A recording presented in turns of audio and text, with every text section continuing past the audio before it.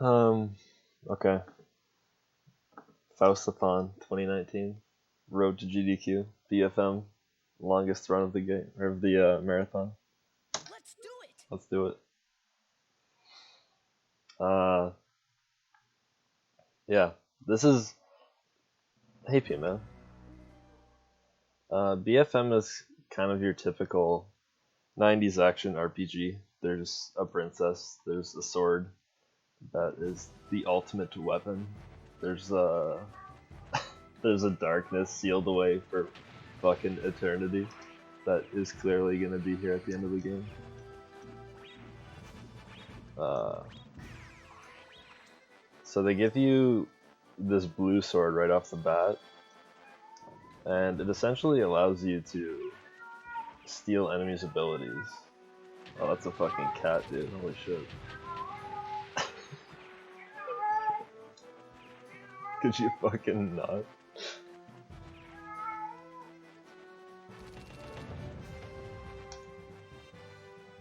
You got drunk for this? Oh shit. Um, so yeah, this blue sword that they've given us at the start of the game allows us to take enemies' abilities. It kills them in the process. Some abilities last forever, some of them last for like one use, some of them are time-based, but they all take up BP, which is the green bar in the bottom left. That's basically your mana. It stands for Bincho points, and to replenish it, you eat food, or sleep, or when you beat bosses, all your shit gets refueled.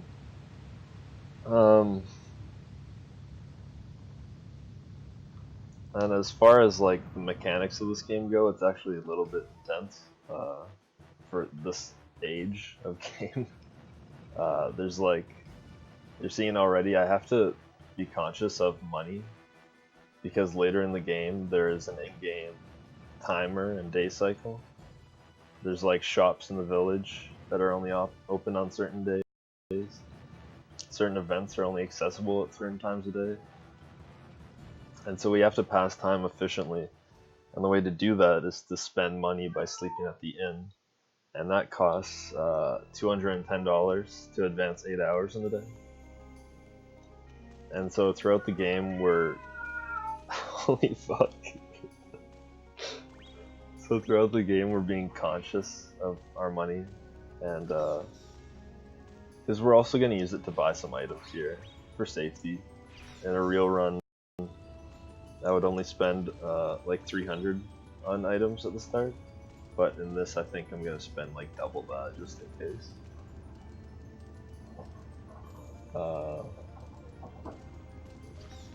So yeah, story-wise, you've been summoned here. The palace is being attacked. You have to defend it. They ask you to go get the fucking magic sword that can just crush everyone's ass. And you do it. I tell you to go up this tower. It's at the top of a tower, of course. And we're gonna have our first little trick, I guess, of the run. Nothing really has happened yet. We've taken gunshot.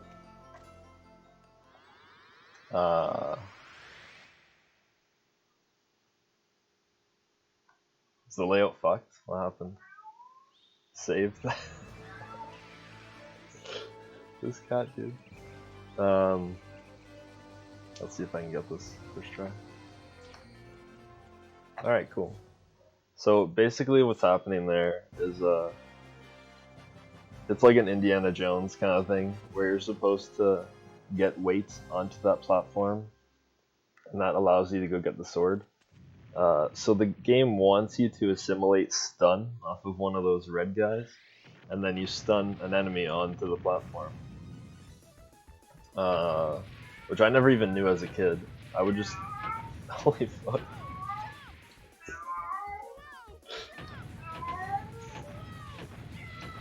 There's no need for that. Oh, and yeah, it gets a little more Indiana Jones here, but...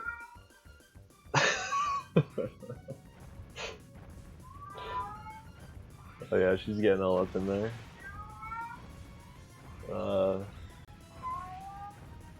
Like, you can just throw an enemy towards the sword, and then when they walk back over the thing, you can time it. But the best way to do it is to get them to go into an attacking animation while you're just on the other side of the platform. If you go too far on the other side of the platform, more than like 3 or 4 pixels, it's like pretty tight. If you go any further, they just won't come after you. They'll just fuck off.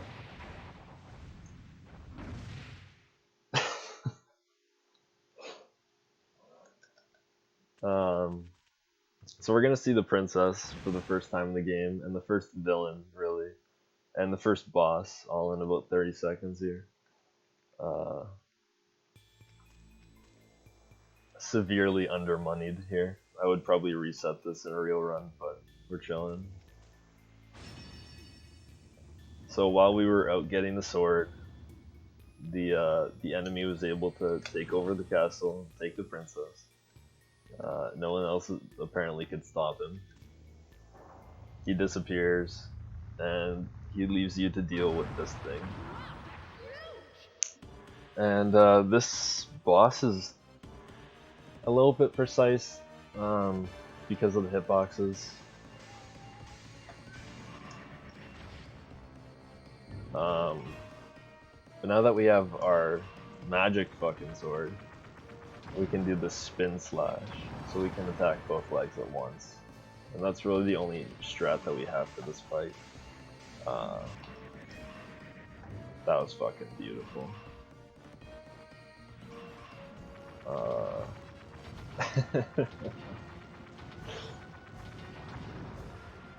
The steam coming out of his legs is actually really close together. It's hard to stand there, but I got through it, I guess.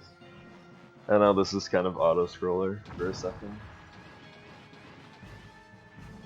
The symbols on the top right, it's something. It's a watermark.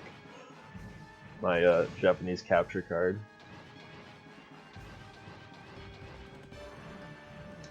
I'm not really concerned if I get hit here. It's kind of whatever. I'm gonna get full health after the fight, so.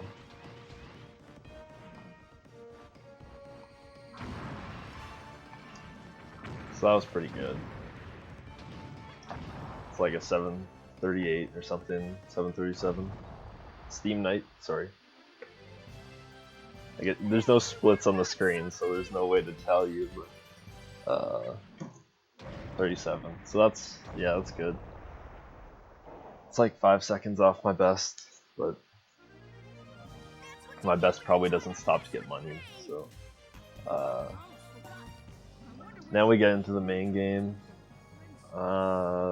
This is where the day cycle and shit actually starts to happen. And our first big trick.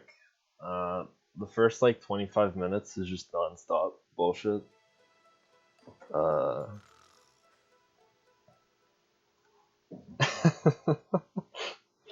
P-Man is like super wasted now. Being impressed by a 37.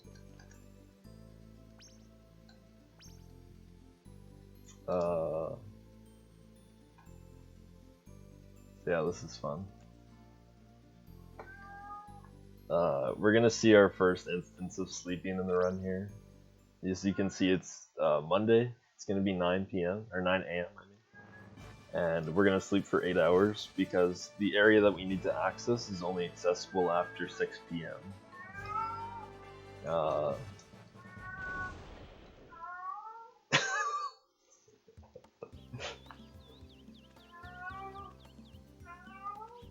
Guys, nah, dude, sleeping's fast. I have no idea what this is all about.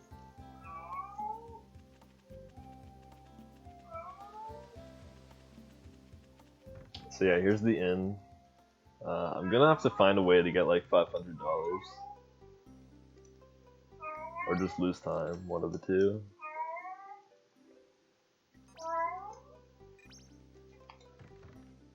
And our first trick of the run, it skips about 7 minutes. It's maybe more. It's basically mandatory if you're gonna do this game.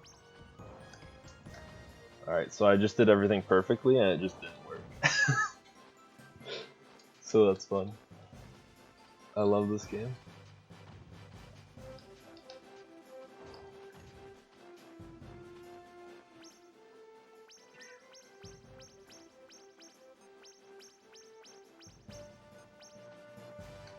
And I did it again.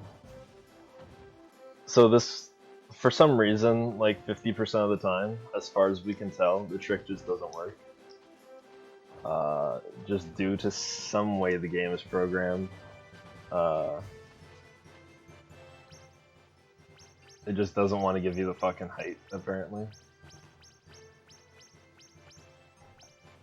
So as far as I can tell, I just did it completely correct 3 times in a row, and not a single one worked. So that's fine.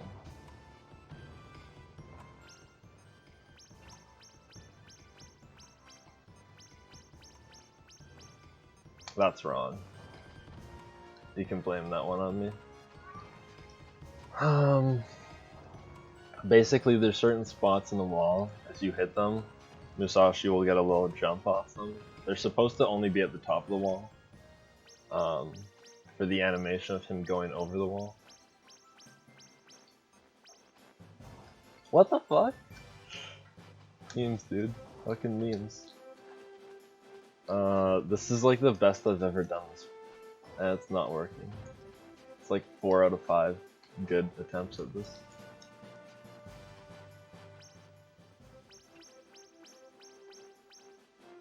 Oh, that's just fucked. Love the sweater, thank you. It's my BFM sweater. And my Spyro and my Crash sweater, I guess.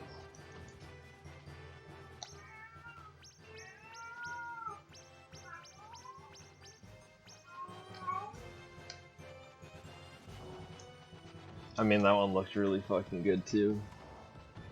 But yeah, so what we do is we chain these like extra bounces to clip around this block.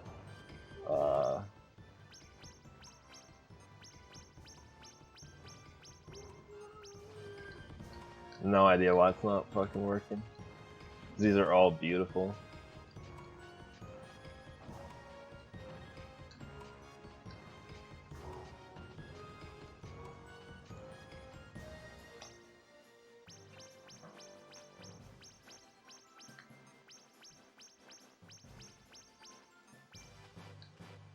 Ah, that was on me. Blame it on me.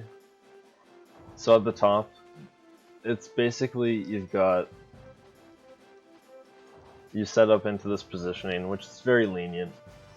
Then you have to pause buffer to that. Well, that's late. You have to pause buffer to a certain frame, start going back to the right. Pause buffer until a certain frame, go back to the left, and then release your jump at the top of it. And that last part's actually pretty tough too. Okay, so finally we got it. That's like that took like a century, but we're chilling now.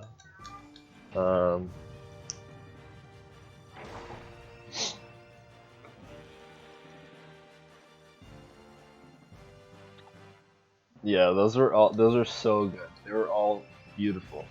Not all of them, but like, what was that, like 9 attempts at it, and I think like 6 or 7 of them were like perfect.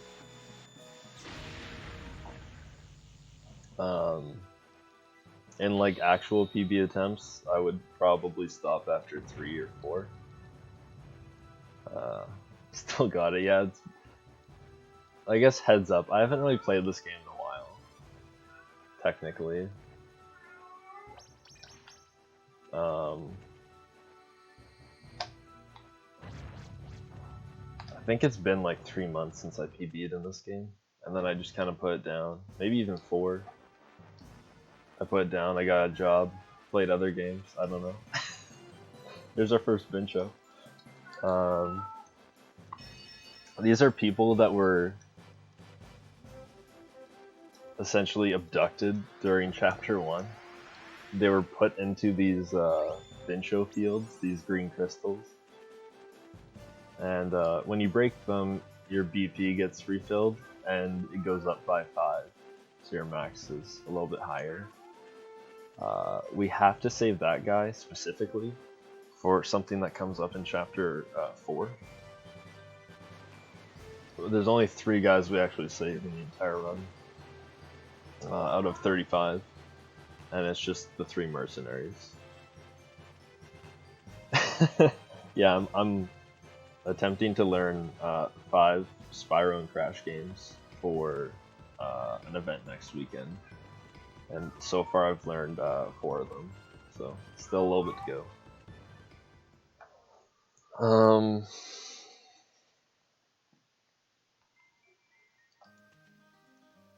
So that was Steamwood Skip.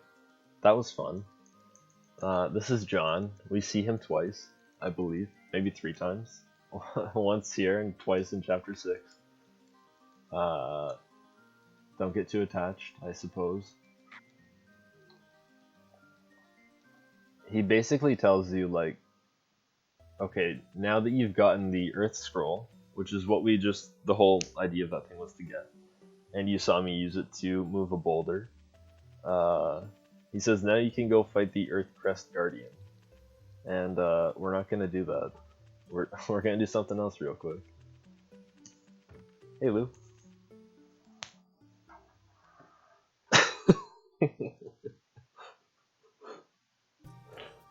What up?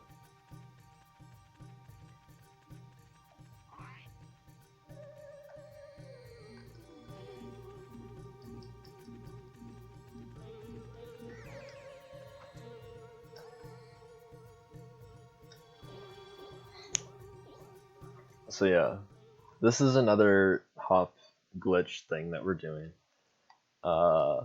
Essentially, like way later in like the next chapter, there's a sequence where we enter this church from the roof, and if we enter it now, we can actually convince the game that we're in that chapter, and proceed as if we just skipped everything, essentially.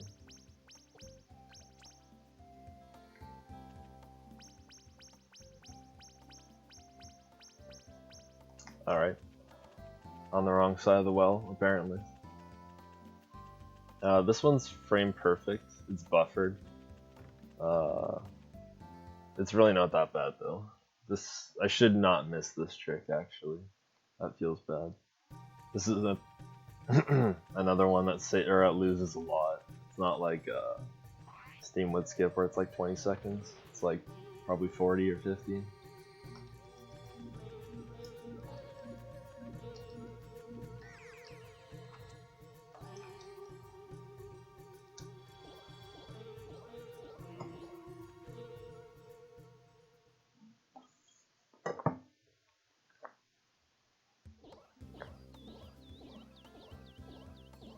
You think it's 66? I think it's like 95. But, I don't know. Or at least it should be.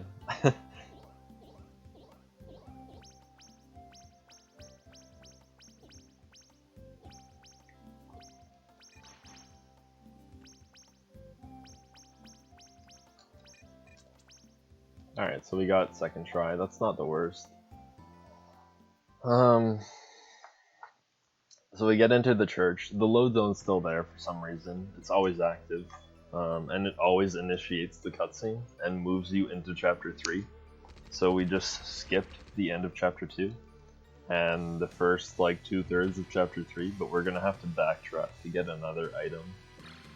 And it's like a 14-minute backtrack, so that's cool. And this trick, you're less confident.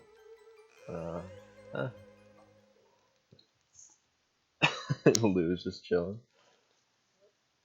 So this trick was actually discovered quite a long time ago, but we can never use it because now that we're in chapter 3, the game thinks that we have double jump, which is given to us by the item that we're going to be backtracking for.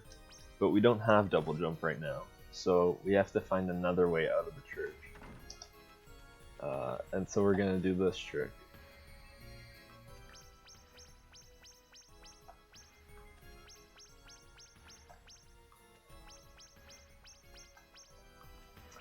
We change scrolls the frame that we go over this ledge, and then press X and then start 1 frame later to store a jump, which we'll be doing later. This is really fucking sad, actually. There we go. And then we're gonna tap left for 2 frames, and then pause at the top of our jump, and we should land on like 1 polygon that we can jump out of the church from.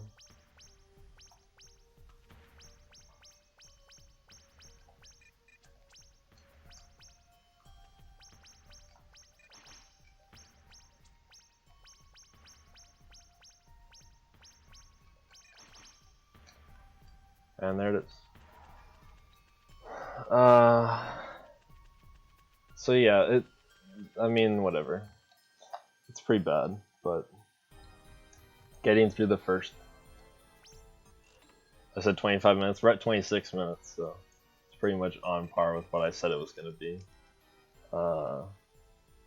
That's just the worst part of the run. Like, zero doubt that getting through that section from 8 minutes to like 25 minutes is fucked.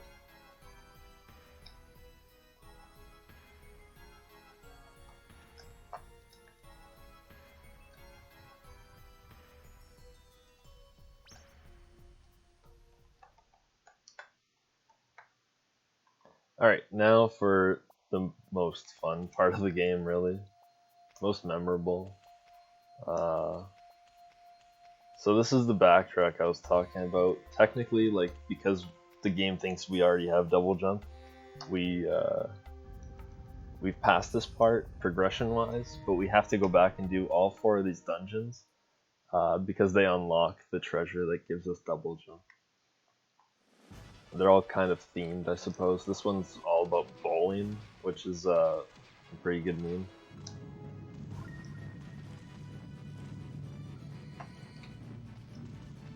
So we assimilate the bowl ability off one of those guys.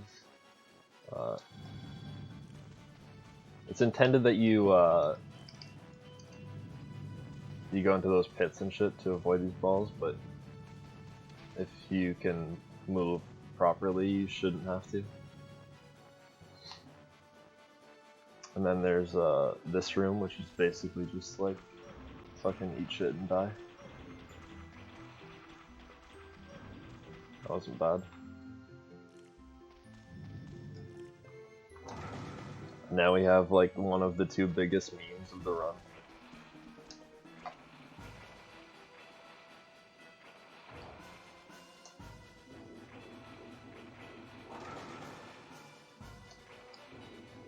That's terrible, isn't it? Yeah, what the fuck? Can I like hit this guy into that guy? No, I didn't think so. Alright. So if you can manage to get a strike, it saves quite a bit of time. Mainly because every time you throw a ball, it's like 7 seconds lost. But secondly, because it gives you a level up. And leveling is actually a thing in this game that matters quite a bit. You saw, maybe, on the left side of the screen, I got a mind level up about 45 seconds ago. That's leveled up based on how much you run in the game. Every step you take, every breath you make is, oh, and there's a body level up. That's from killing enemies. Mind goes up when you, mind affects your defense. If you get killed here, it's game over, so we wanna not. Don't worry about that clip, that's Gucci. But your mind affects how much damage you're gonna take. And in this run, because you do so little like running, you can actually get one-shotted by the end of the game, which is pretty fucked. But they didn't expect you.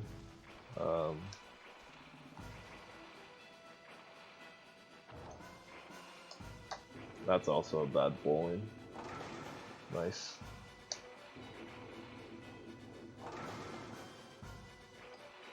Pretty much notoriously bad for this.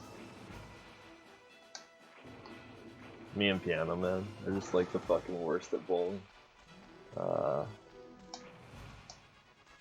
Yeah, every move you make is another level up on mine.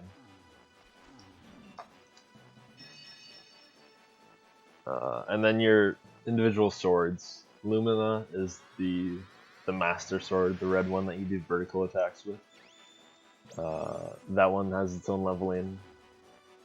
And Fusion, the blue one that you can throw, has its own leveling.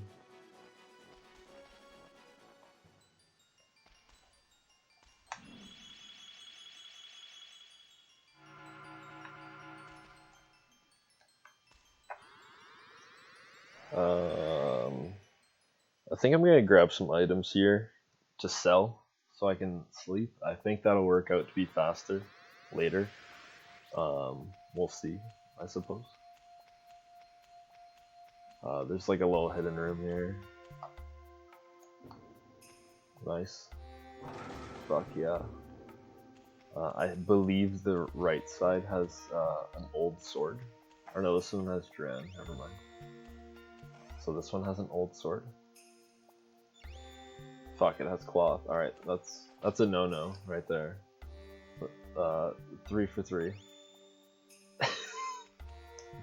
The old sword is worth $780 in the store, or in the pawn shop. So that's what I wanted to grab the first time, but like whatever. The cloth is really bad to grab because it's a key item you can use, and so it's gonna stay in my inventory the entire game, but that's fine. It's not like I needed that slot. I'm not crying, you're crying. Here was a buffer jump, which you saw before. I didn't really explain it. Fuck.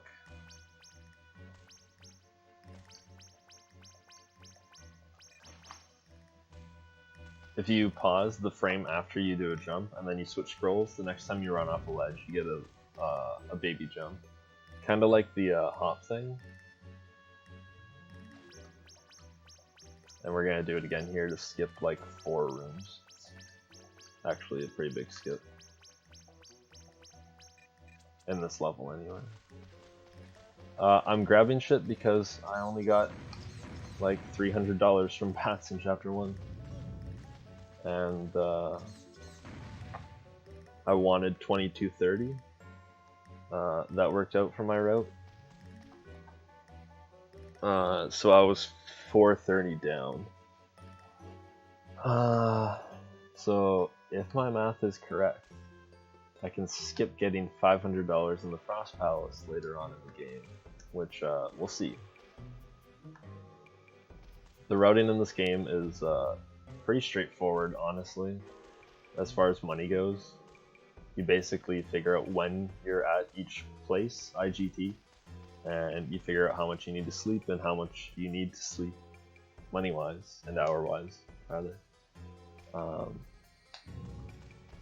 And then how many items you want to get. And so typically when I run this game, I'll use 2 items at the start. You can do no items. I've done it before. It makes a later area slower because you can't do some damage boosting. Oh really? That was fucking fun. I haven't really done the math on if it's really that much slower to not do the damage boosting. But just in terms of just having that barrier and not getting fucking destroyed is nice. It's nice to just have that extra like 160 HP in your back pocket. Fuck. Because throughout this game you can increase your maximum HP. You do that by collecting these animals that we will see a few of in this game. They only come out at night, but we're gonna pass by a couple. And they increase it by 25 each time, but they take, I don't know, 10, 15 seconds to catch. So instead of doing that, we just run it with the base HP, which makes the end game really fucking scary. But it's fine. As long as you pay attention, you get through it. Yeah, the Minkus.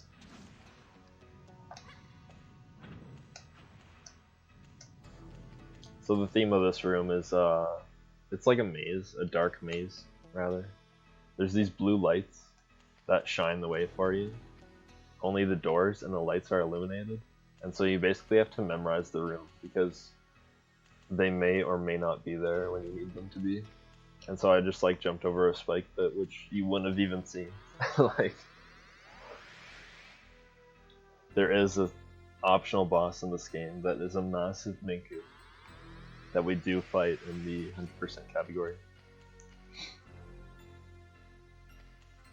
So this game has like Pick a Pipe from Mario Maker, pretty classic. They just expect you to try every path until you get it, but obviously we know the path. It's right, left, left, or something. I don't know. I just kind of trust my hands at this point. But this room, it's a pretty consistent, like 3-minute split. It's pretty easy. Not a whole lot happens here.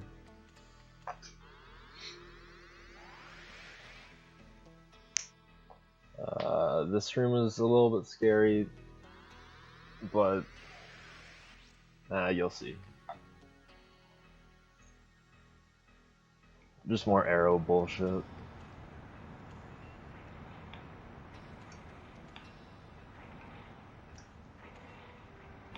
Apparently it's possible to jump through all of them, but I feel like every time I get there it's a different, like, RNG thing. In this room you just hold up, you do some nice jumps, and you get through it. Yeah, that's true. Reminds me of the Final Fantasy X challenge theme, if you're familiar with that. Or Final Fantasy VII, I think in the fighting theme, or battle theme, there's like an anvil being hit. It's pretty fun. It's like, for some reason, the most memorable part of the soundtrack, and it's just like some random like percussion.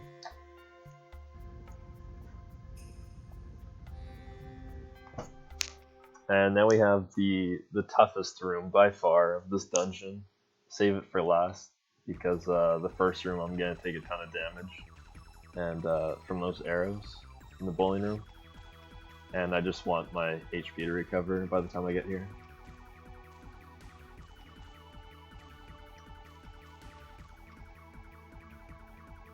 Yeah, GoldenEye had some of those too. That's true.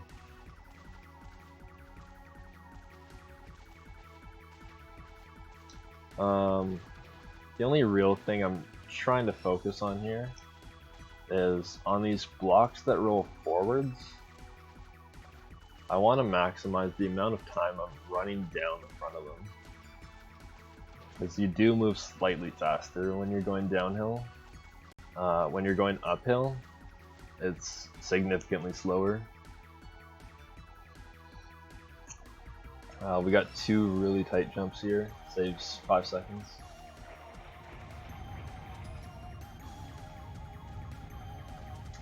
I bonked and I still got it, that's awesome. A lot tighter than it looks. This room, we have to wait. There's a strat that you can get through the room, it saves 1.5 seconds, it's fucking stupid. If you wait, the bats will never fuck with you, so just wait. You're gonna have to wait for the cycles anyway. Wow! That's a new one.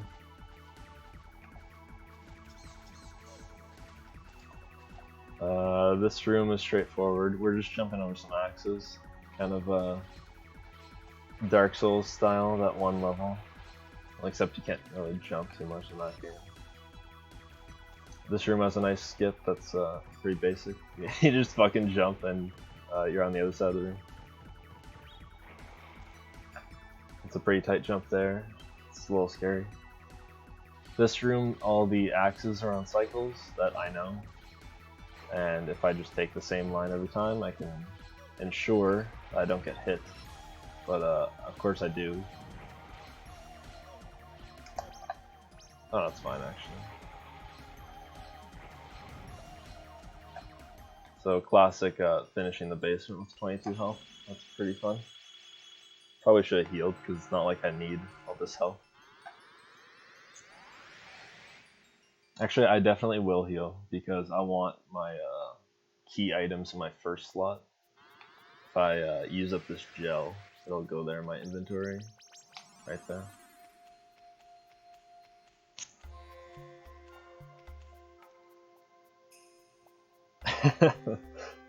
I remember that.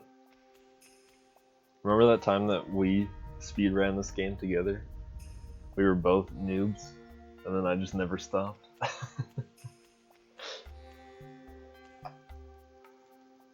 Alright, so this guy reveals to you that the vampire zombies that you might have seen walking outside of the restaurant in the village, he let them out because he was told, I guess, somehow he found out there's a treasure underneath this restaurant, and he unleashes the ancient darkness from within the basement in order to get his hands on this treasure.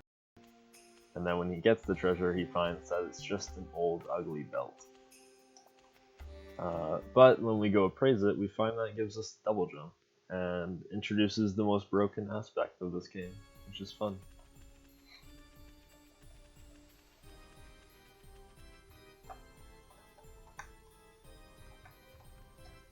Oh, well, you can't do that, P-Man. I've already got L jump. I could push this, but I'm not going to. I'm just gonna sleep outside here. It's fine. I could have slept an extra 3 hours. It was kind of an awkward timing though.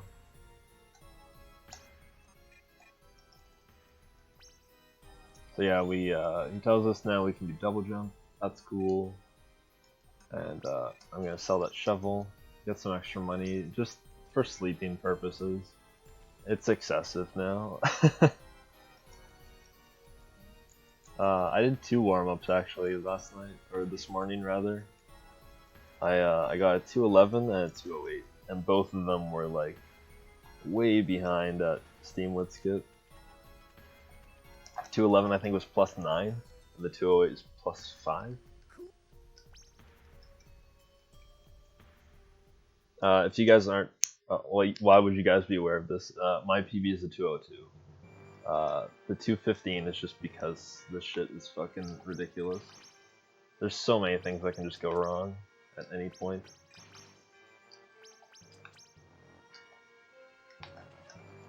Alright, so I kind of zipped over that, but I wasn't thinking about it. But if you change scrolls during the double jump, you can just get another double jump. And essentially, if you time it correctly, you can chain this infinitely. You can go like as far as you can possibly think to go horizontally. This game would be much faster if we found a way to go vertically infinitely. Unfortunately, that's not a thing as far as we can play. But we have one axis covered at least.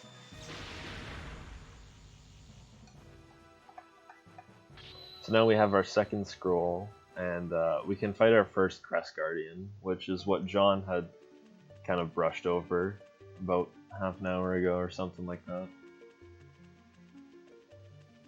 Once again, running down those stairs because you go faster going down slopes, and those stairs aren't actually stairs, they're just slopes. Oh yeah, and shoutouts to me, Proto, and P-Man here doing this in a race at RPG Blitz in February.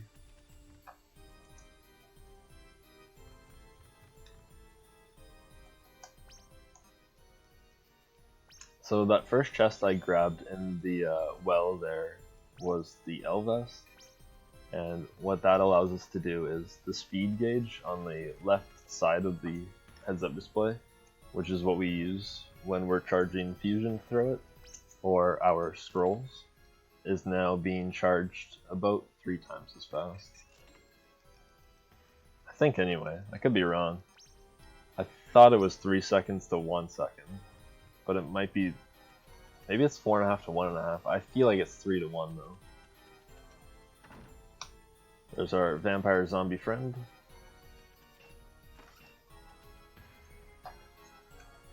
We're going back into it now. Story wise and where we should be in the game have kind of synced up again. Like I said, last time we had a cutscene in the game thought that we had double jump, and they gave us this this rope, which was to actually fix the well, I think. Now I'm trying to think what the game actually wants me to do here. I just clipped a door, so definitely the game doesn't want me in here right now. We're just gonna switch to that. That's fine. It's like a frame late on that jump there. That's funny. So yeah, this dungeon is going to essentially be testing our newfound ability to double jump. Like, just non-stop. It's gonna give you these jumps. Which is cool. It's also gonna throw the water scroll thing at you too. This room is kind of skipped over. Fuck. Try to do something fun, but because we can just triple jump that gap, it cuts out like 30 seconds of the room. Just avoid these spike walls here, and stay on the left side of this torch because it's kind of faster. There's those buttons there that we saw kind of like in the dark room that we're supposed to throw the Vambies onto, but like fuck that, just double jump it now. In this room you're supposed to be putting out these flames with the water scroll, but like once again, triple jump, so fuck it. Everything is clippable apparently.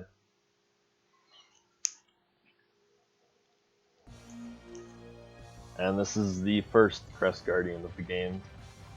Once you defeat a Crest Guardian, you can activate a crest, which yeah, we're not gonna see that for a long time actually. But yeah, he's crying. I'm crying. We're all crying. How's that? Not bad, eh?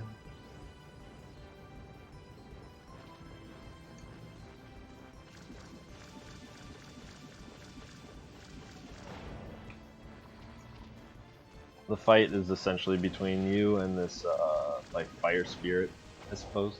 That's the god cycle, by the way. That's never been done in a run. That's kind of cool. Not to brag. Don't like to brag, don't like to boast, but I like hot butter on my breakfast toast.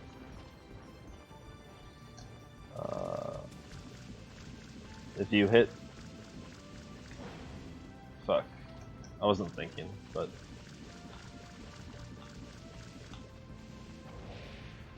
And before somebody tells me, oh, I got that in a run last night. You fucking idiot. You don't know anything about BFM. This is really bad. This is just sad, but we're chilling. I'm just gonna wait out the scroll here.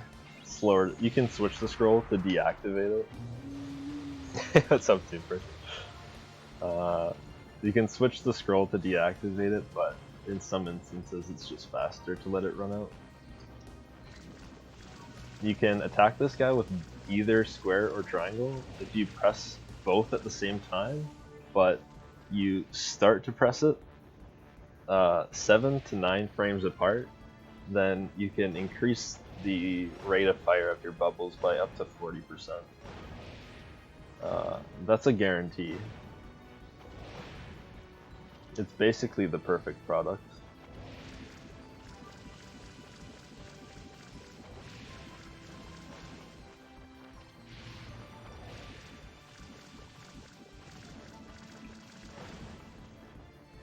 I fucked up the slug again.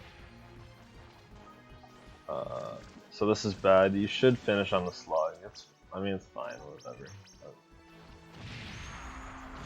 Still like a 50-minute Relic Keeper, which is, that's fine. Hey, later. What you know about BFM, boy?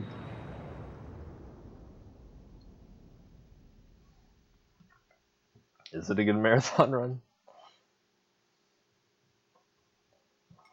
I don't know what this pace is like. I don't really know splits. I think this is my PBF 4508 here. So maybe this is only 5 minutes behind. That's not bad. So yeah, now we have another skip coming up. Called Slug Jump or Slug Skip or something like that. I don't name this shit. I just do it. I don't find it either. I'm just hanging out, just trying to have a good time. At this point in the run, or in the game, you're supposed to be doing favors for the mare, which culminate in the mare giving you rock salt, which allows you to shrink this slug. But we can just clip over it, so that's cool.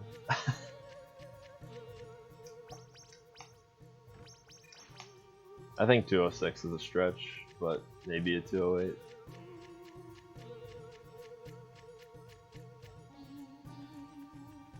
Because keep in mind, I'm going to lose like 30 seconds in Cross Palace for safety.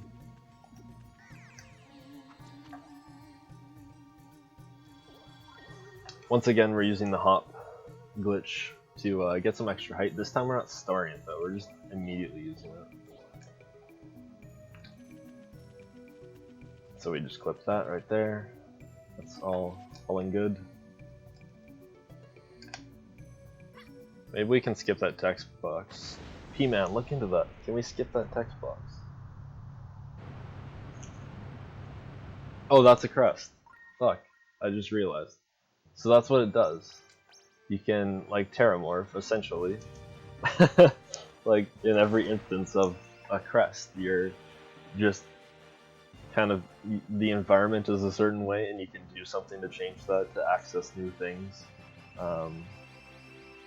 And that's how the game, like, stops your progression. And it's really fucking annoying for speedruns, because there's no way to activate the crest without actually killing the boss. And so in order to get this to this area, you have to kill Relic Keeper. The only reason we skipped doing the first Crest Guardian is because the only Earth Crest in the game, which is the first crest, is skippable with an infinite jump, which is easy enough to do. This boss fight, not a whole lot going on. I don't know what they were really thinking here, but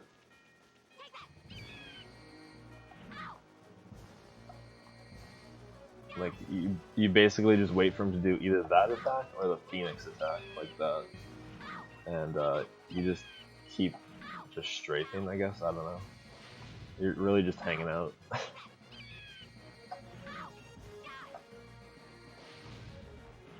I think they thought it was gonna be harder or something. It's not though.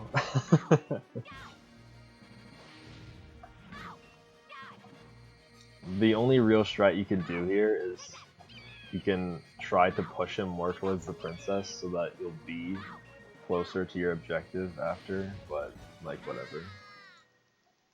It skips a little bit of this running animation right here, but it, like I said, it's whatever. This ain't a speedrun, come on now. Oh really? That's awesome. Stick around for that. This trick's bullshit.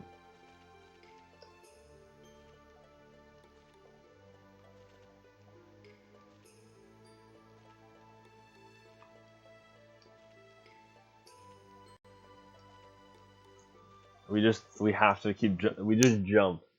That's all you do. You just jump in the corner, Eventually the princess jumps at the right time, that your fucking dick and her pussy align, and you just fucking go through. I don't know. Like, there's no like explanation for that trick. It just happens.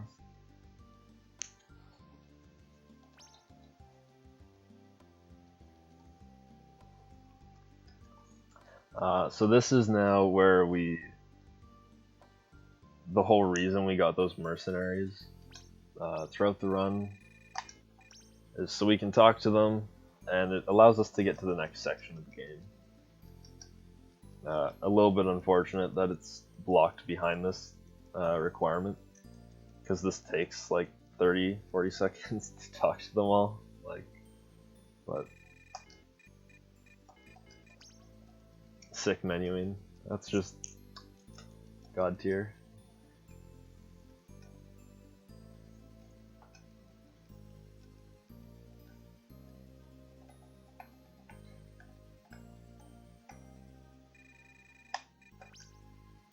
P-Man's gonna make fun of my menuing because apparently he's a robot or something with these.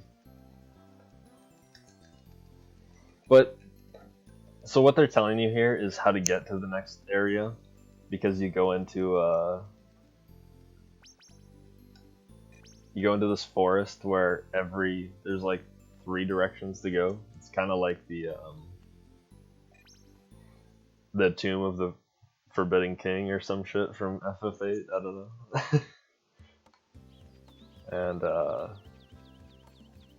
3 paths lead you back, or 2 paths lead you back to the start, and 1 path will lead you forward. And so they give you like a riddle that you have to solve, and if you can solve it, which I don't know, like, that's some impressive shit if you can solve it.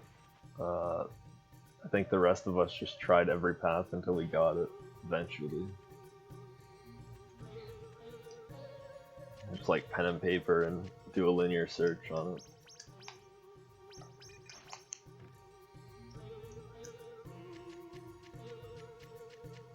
Also, this is the first instance of actually using the hop ability for what it's meant to do, which is to traverse areas you're not normally able to traverse, like these vines.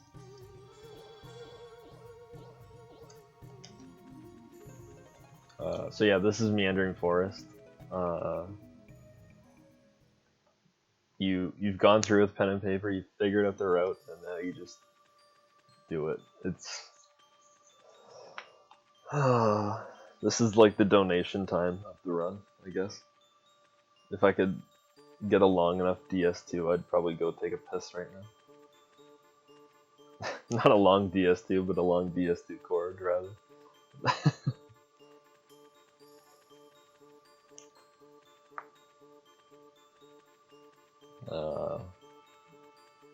This music, though, this is really good. I won't deny that. And the setting's very beautiful. I don't know where they got the idea for magenta trees, but somehow it works out really well. It looks fantastic.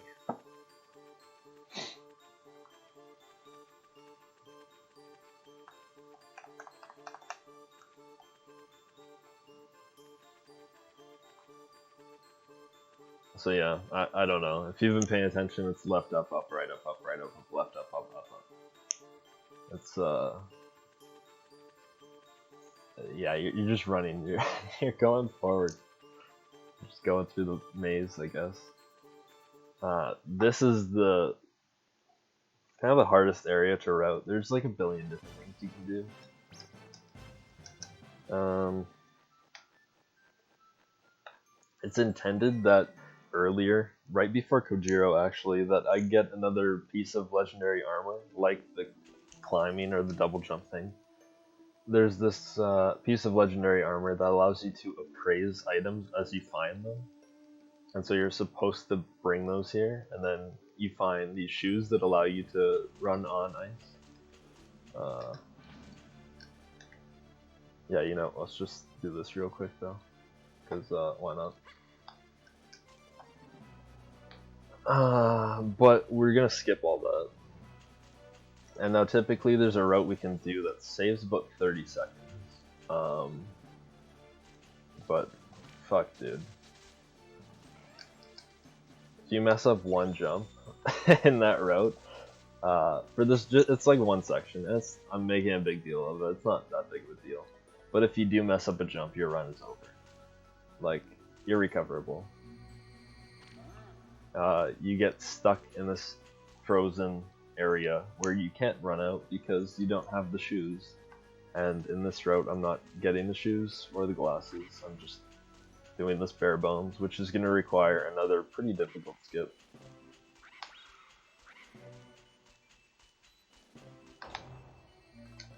But, so the main idea of this area is you're going through to collect these 3 eyes.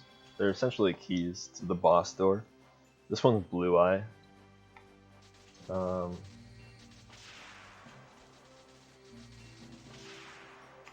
Each room where you get one of these keys has its own like theme to it.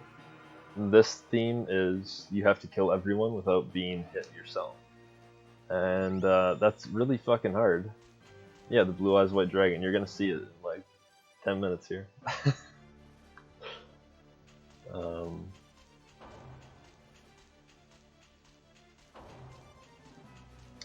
But yeah, so that room is really difficult because those enemies will mimic your movement. They're clones. And fortunately, they don't have some abilities. They are unable to do any of your special attacks. That was the first instance of a counter attack that you saw. You can guard an attack, and then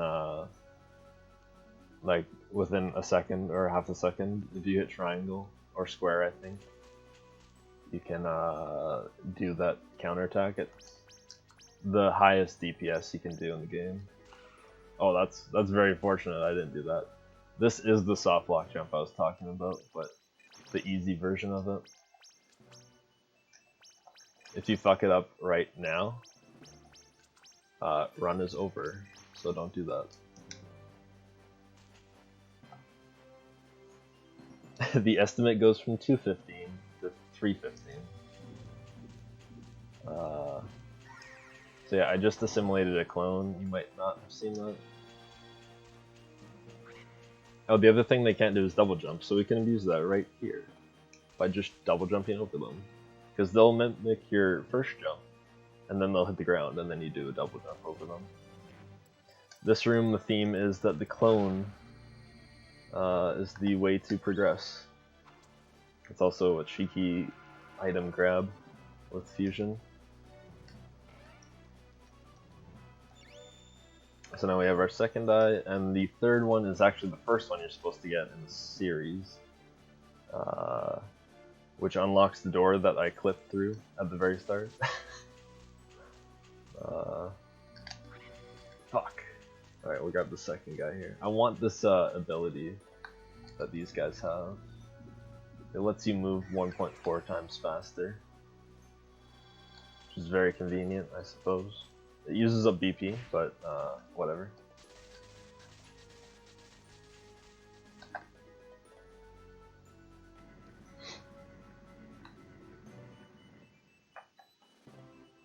But yeah, in the last room here, it's just the fucking last man standing wins, so there's not really a theme to it.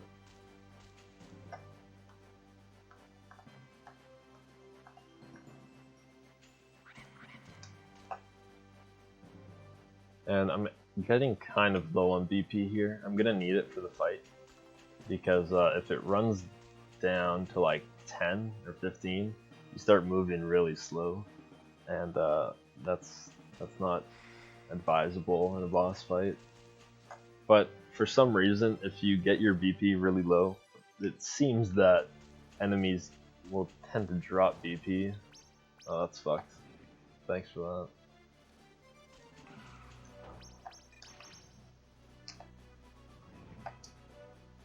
Bruh. I don't really want this scroll on though. So I'm gonna try to bait some BP here, if I can. The idea right now is to try to get these as doubles. Now we got 1 BP. If in any situation you're only hitting 1 penguin at a time, that's probably a good time to reevaluate what you're doing. Unfortunately, if they get too close, they actually burn out this fire scroll a lot faster than you want them to. We actually did manage to bait 80 BP there. So, I don't know, theory proven, I suppose. I'm gonna grab this 500 just for fun.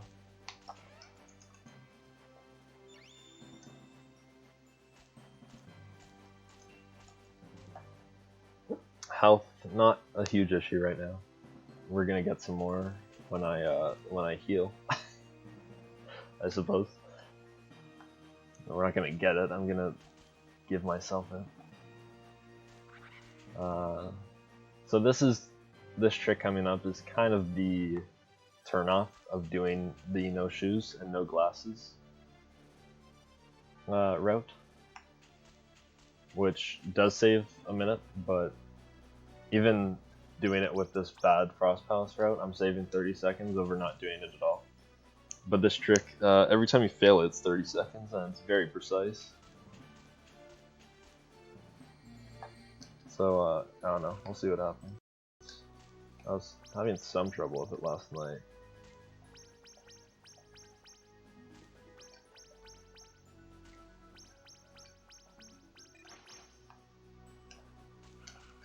Okay, not bad. Yeah, last night I got first try and then I got second try, which I don't like. I don't like to ever fuck it up. It should be like 85%. Or, I mean, it should be 100%, let's be honest. But, what the fuck is ever 100% in speedrunning?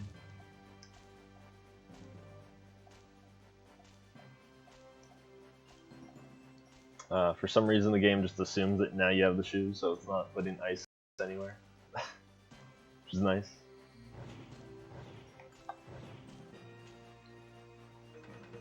That's huge, thank you. Don't mind that compliment whatsoever. This is like my favorite room in the game, scenically, if that's a word.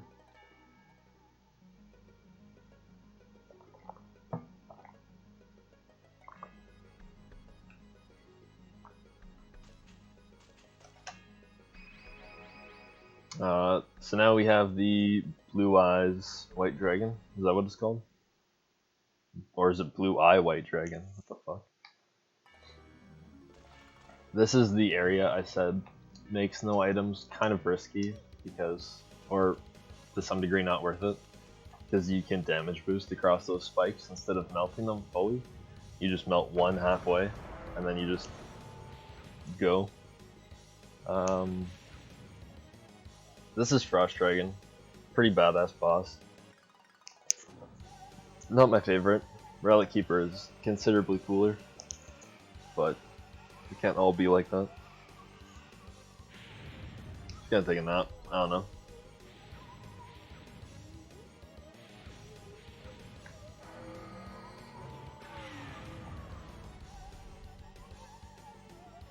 Yeah, I might take another nap. I don't know. This fight's pretty manipulated. If you do it right, it's oh, I fucking forgot that. How could I?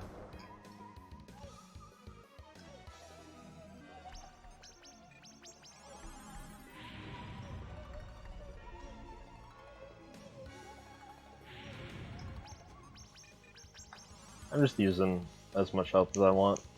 We got tons of money, tons of health. Stand in this corner, aim directly right. Block 3 of his ice spikes. Stand in this corner, face upwards, and that's the first phase.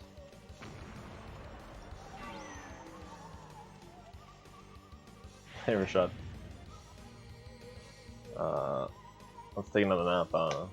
Not doing anything. Let's nap out of bounds. Why not? Second phase, essentially the same. He's gonna attack faster this time.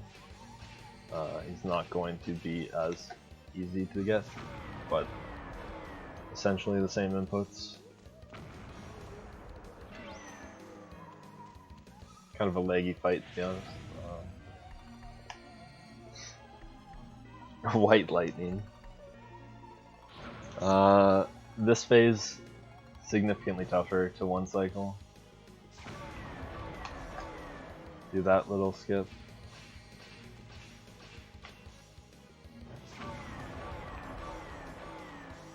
Got it. Cool. That's the one cycle Frost Dragon. Kinda hard. You can't get him by doing the regular strats from phase 1 and 2. You have to do a jump and then go towards him, so you're still hitting him as he's like recoiling.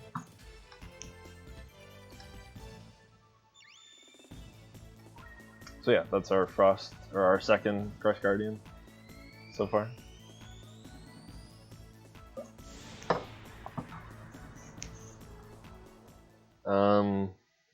Chapter 5 now. Actually, I'm gonna show you guys what happens when you don't have the shoes. This is why I can't just run up this thing. If you guys were at all curious why I had to do that balcony jump. I know 0% of you were curious, but I was curious.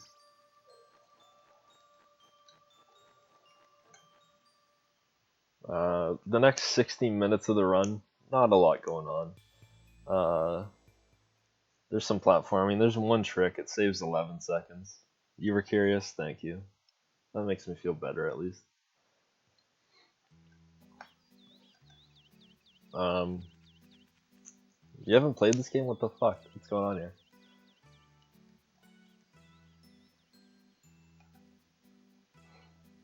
Once again, we still have D-Kick.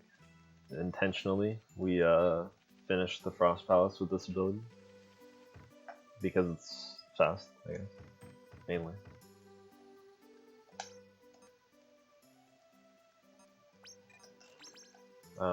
That was just a random treasure we found in the Frost Palace, but we can sell it for $4,500. So we just route that in because it's very quick money. What 4 of these? We have so much fucking money, this is unbelievable.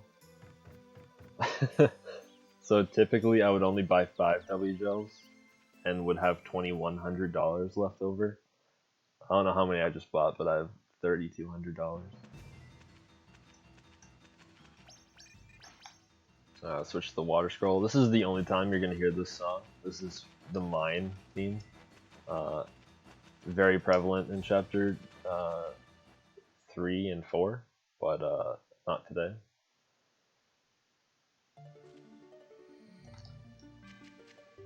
This is the water crest that we were supposed to activate a long time ago. During the sequence that led up to us doing Slug Skip. Part of the tasks we were supposed to do in order to get the rock salt to skip the slug was to fill up this well, right? And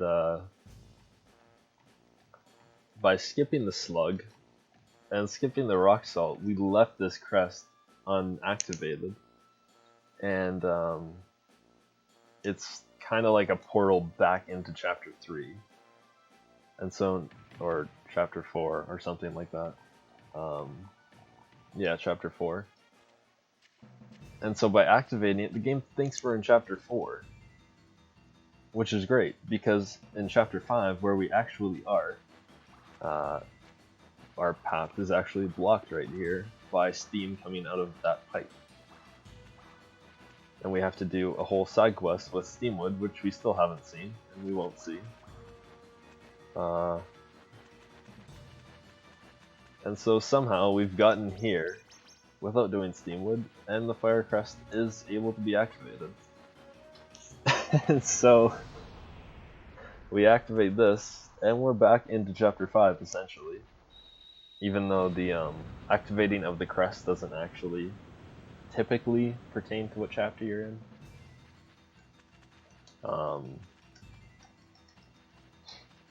But that previous one was succeeded by a cutscene, so that one definitely is tied to a chapter. But yeah, so we actually just did a massive skip, and you probably wouldn't even know it because there's not a whole lot to it, like visually. But but if you've played this game before, something fucked up just happened, and don't worry about it. But yeah, now we have the Wind Crest, or sorry, the Wind Scroll. Now that's 4 out of the 5 elemental powers that we've infused into our Master Sword. This one allows us to create these cyclones. We can dig holes in specific areas. It's like super not useful. We actually just hit low BP, so you can see I was a little bit slow there. Intentionally, because we're gonna get a Bincho right now. There's one mandatory Bincho, and it's us. You are the mandatory Bincho in this game. These are two, well, you did see one of these people. No, you saw both of these people. Very briefly. I don't even know. They're not even really important to the game. You see them like twice in the game casually. Not even a big deal. So we get a BP increase. That's pretty convenient. The skip I was mentioning that saves 10 seconds, I'm gonna try it here. Fuck it. It's not really a big deal.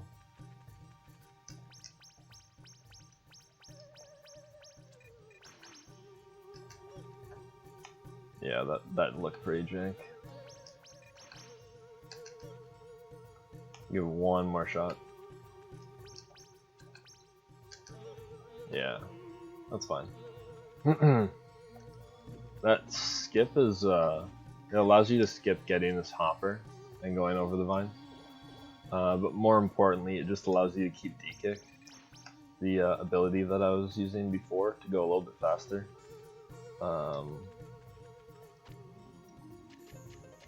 It's so small. It's like I said, it's like 10 seconds that you save. I think I was told it was like 20. I timed it multiple times and got 11 seconds every time. But so yeah, it's whatever. This is fine.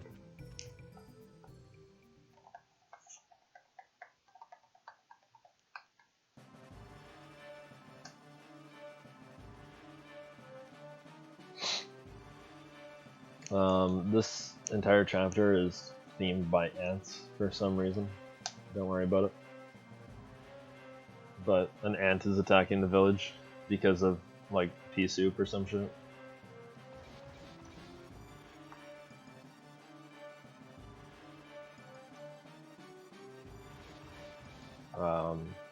And when the village is in danger, there's really only one thing that we can do. Sleep for fucking 4 days straight.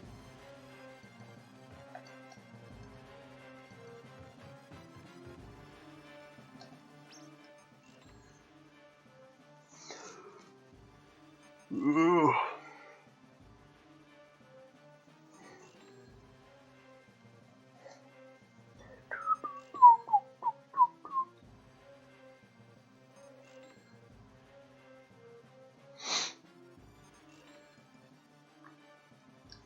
So the reason we sleep here is because it's the last time we're gonna pass by the inn in the game.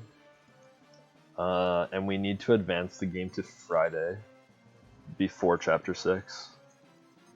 Or during Chapter 6, either or. So we're gonna advance the clock to Thursday, and then we're just gonna continue, and if I do everything semi-correctly, it'll be Friday by the time we finish this chapter.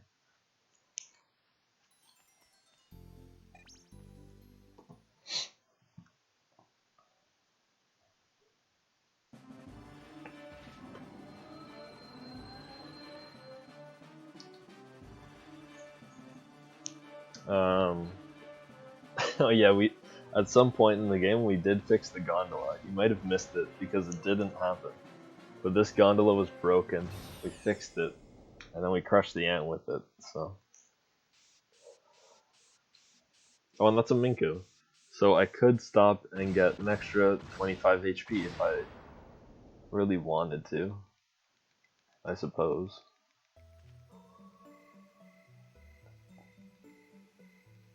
That probably would be a good idea to grab this little guy.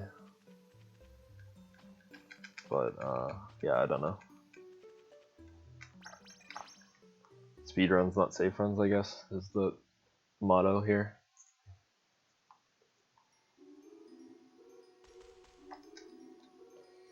Second application of the one scroll is to it happens once in the entire game. It's like, I don't know. It's fine.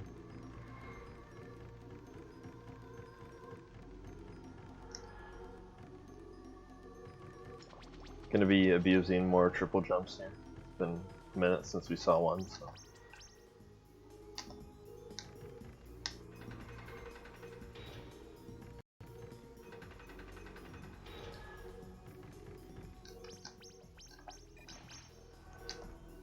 Gonna end that one on the wind scroll, because we're gonna need it in a second here. Actually no, I guess the wind scroll is used like twice.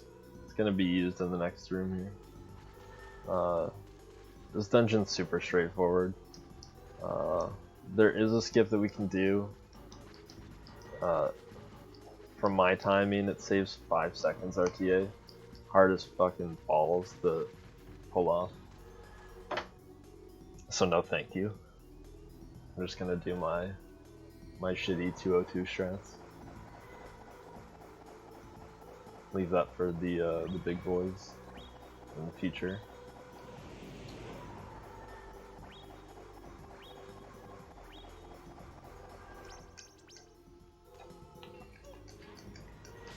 Okay, just don't worry about that.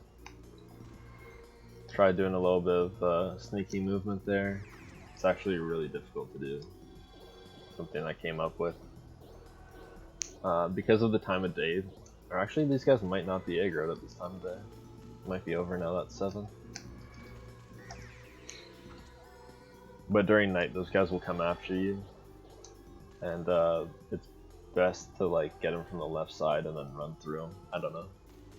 It's rather tight though, because there's wind pushing you. This might be the first instance of seeing the fast climb in the game. But essentially, once you have the double jump, you can do that fast climbing. I don't even know if it's fast. It's just cool. It's a little bit too high. This is the fun part of the chapter. Like, the only fun part is this platforming. It's actually, there's one quite challenging section here, which is always interesting.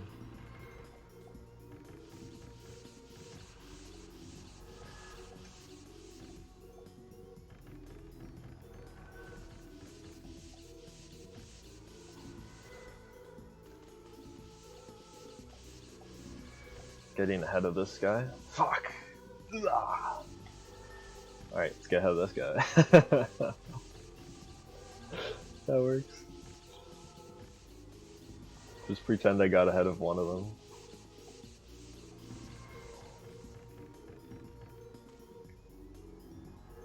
Where he falls down the shaft. No! What the fuck? Like where the power is? That's awesome.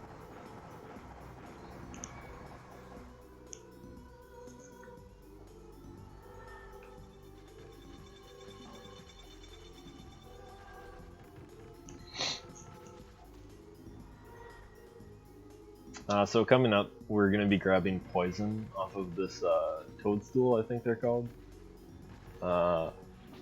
Reason being, when we have a status effect on us, our crit percentage goes up considerably.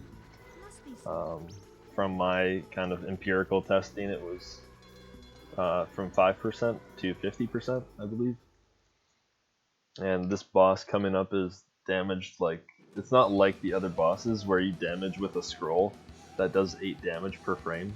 It's damaged with Lumina, and Lumina has damage rolls, so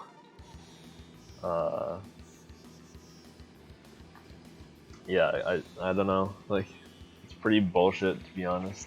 It's kind of like Kojiro, except significantly worse. At best, this fight is about 4 minutes and 22 seconds, and you can lose up to 90 seconds just on getting bad rolls. even with the poison on, because sometimes you just don't get crits.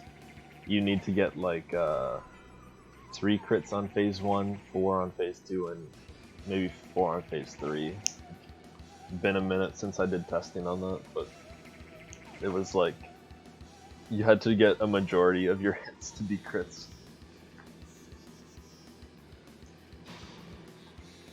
This is I don't know, this might be a fan favorite area, but when you've played this game like 600 times, it's not that fun. This is the donation part of the run. This is the blindfolded part of the run, where I just stare at the camera and pretend that I'm not actually just looking at my OBS layout.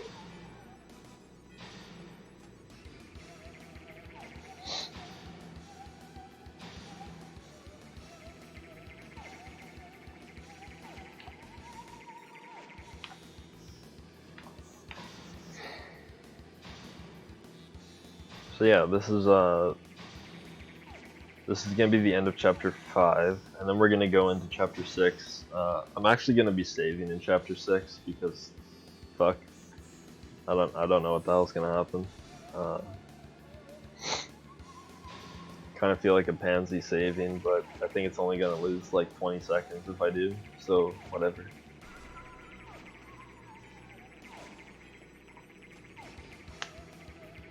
Chapter 6 is like by far the most challenging movement-wise and just controlling. There's very few tricks in it. It's just being good at the game. And so typically it's where people lose the most time. Although there is a fight at the end of it that's pretty RNG heavy. I did 2 runs last night that were both like unbelievable RNG, so I'm expecting to just get shit on today.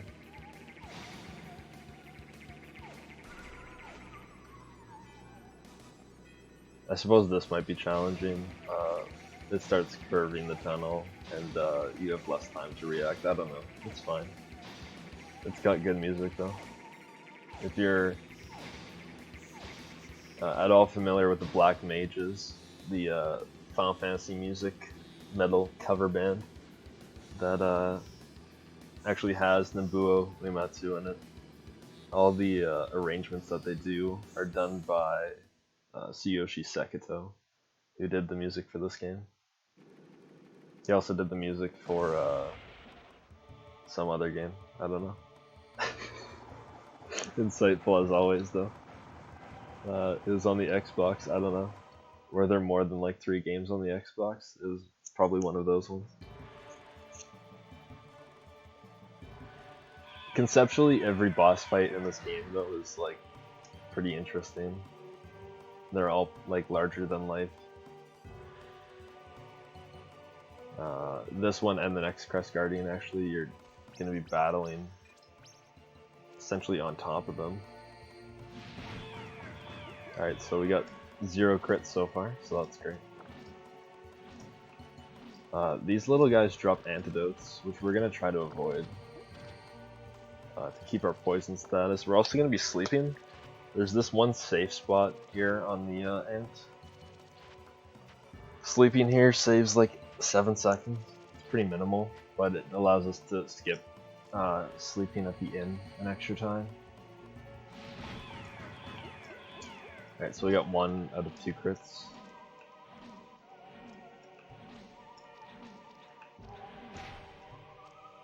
This strat, you can jump out of the way of this.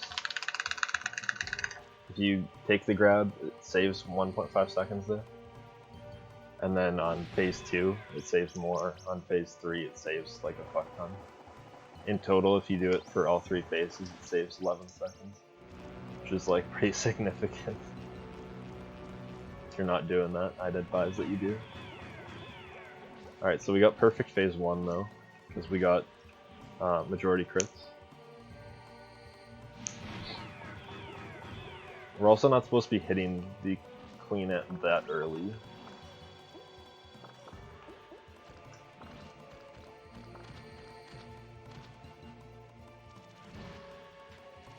This guy can just fuck right off. I just want to take a nap here.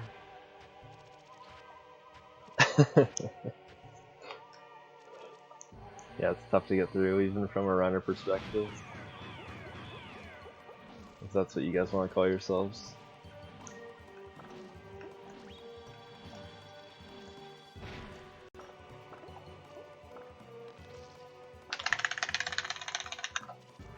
I'm actually going to take a heal here because I have a gel. I'm going to use it anyway, so why not just use it? Alright, perfect phase 2. Got very lucky with crits, so we'll see how phase 3 goes.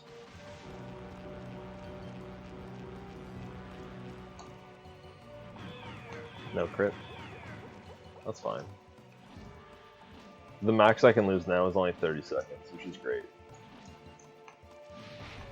I actually just forgot about that phase entirely.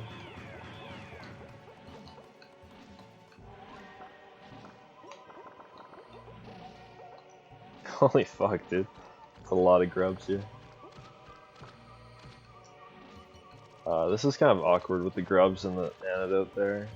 This is gonna be slow. And he's gonna try to pull me. I can only be on the left side of it though. That's giving me less room to work with. Oh fuck, I forgot about that. Oh my god, why am I fucking this up?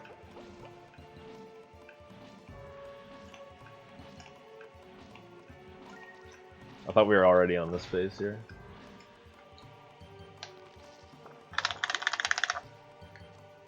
Can you just grab me? Whenever he grabs me,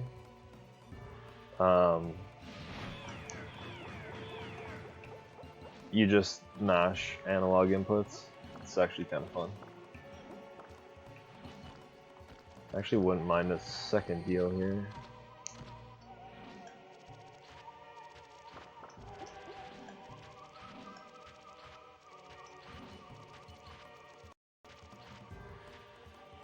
Fuck. Alright, this is kind of bad, but you know what?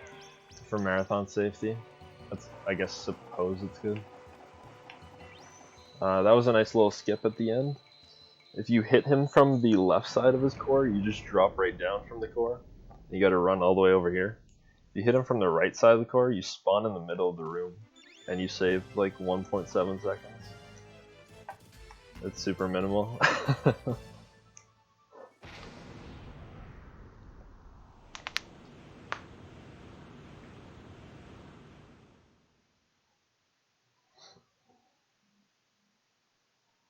Hey BTR. I love you, dude. So, I want to be here at like 5 or 6 a.m., not at 2. But considering it's a marathon, it's fine. Because if this trick gets fucked up, then you would lose like 3 minutes. You basically have this window from 7 in the morning to noon to make this next trick. And so if it takes me more than, I guess, 10 hours at this point in game time, which is a lot, then I'd have to sleep for a full week. And so I'm giving myself an extra couple hours of buffer in game time.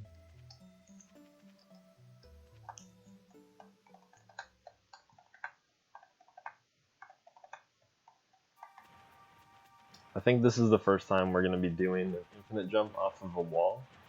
It's very similar to what we were doing before in the Frost Palace off the pole, where we're actually gaining height off this. You need to sleep to pass time, and you need to activate the wing crest here at 7 a.m. or somewhere between 7 and 12 on Friday morning.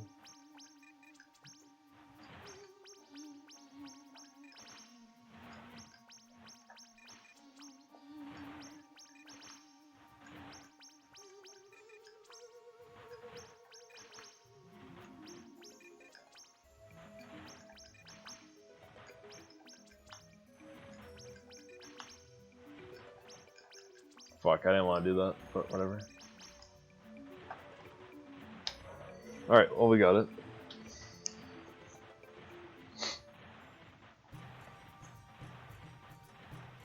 So yeah, see we have to sleep a little bit, it's fine though.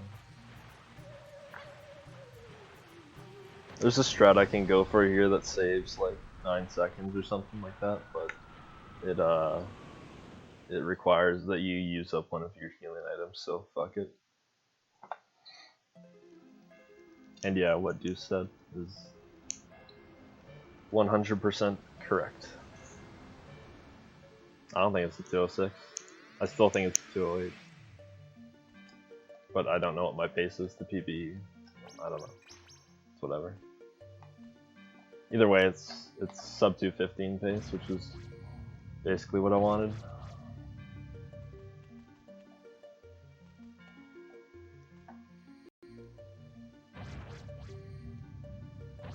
Yeah, it's a very big window, especially because you're pausing most of the time, and the in-game timer doesn't actually move if you're paused.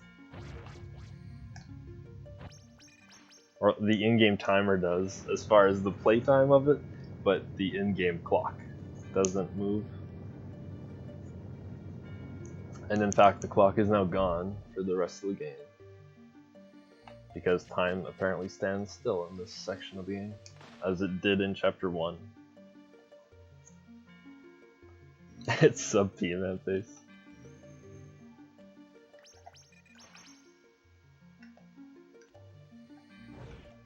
Yeah, the goal is to just get second place here.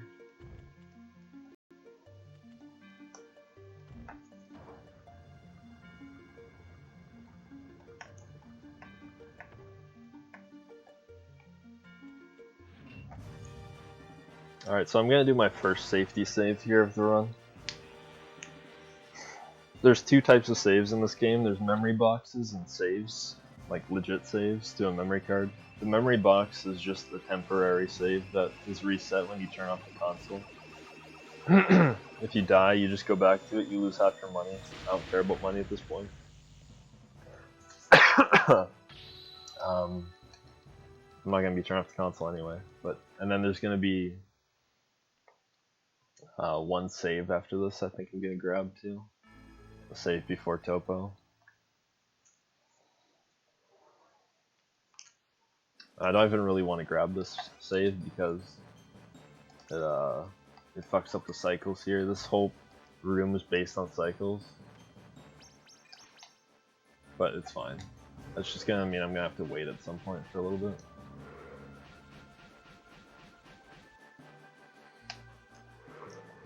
And actually, fuck it, I'm gonna grab an item here.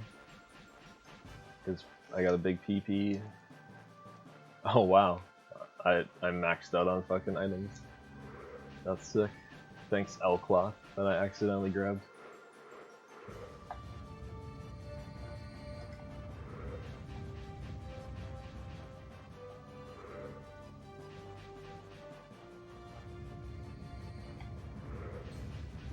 Oh yeah, so we got the Sky Scroll there just a few minutes ago.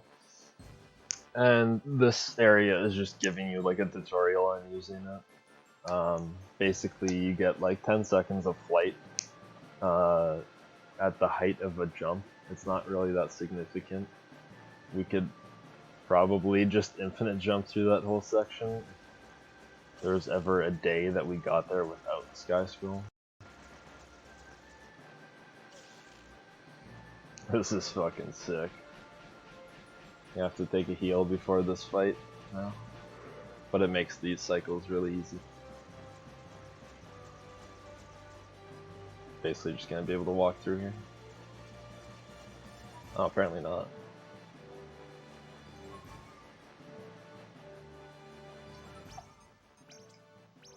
Oh yeah, grab an item here. So this is the run killer of normal PB runs. I go for the one cycle. I'm not gonna go for a one cycle here. Essentially you have to get 4 hits on them right there. I only got 1. You can take like 100 damage every time you go for one.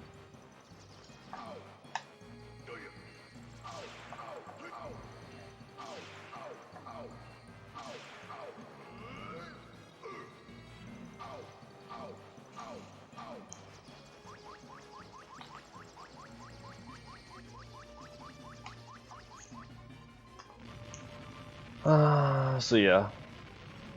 This is just chilling, dude. We're not gonna worry about this at all.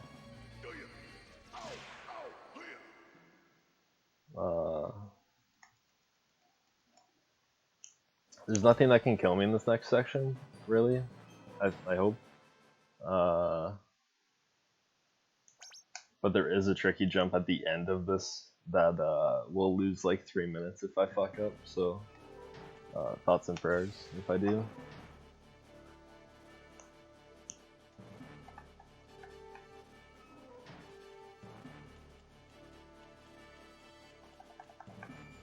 This whole thing's a maze. John, who we saw for a second, like 10 minutes ago, gave us a note that tells you which doors to go through. But obviously I know what they are. So essentially in every situation it's bypass the first one you see because it's not going to be that obvious.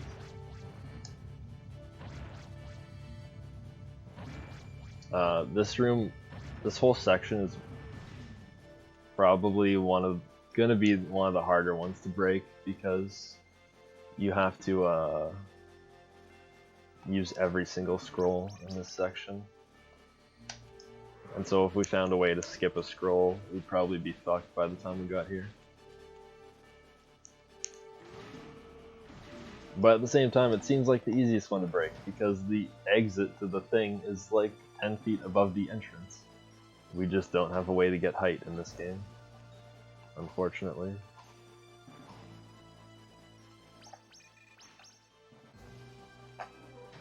We're gonna do, or try to do a clip here. It saves a couple seconds. It's not really a big deal.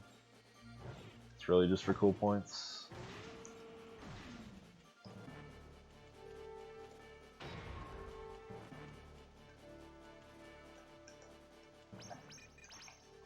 Cool points earned.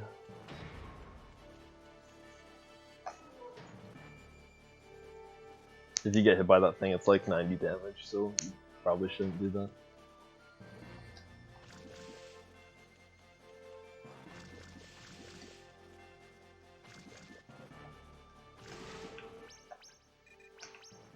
Alright, so this is the fucked up jump that I was talking about.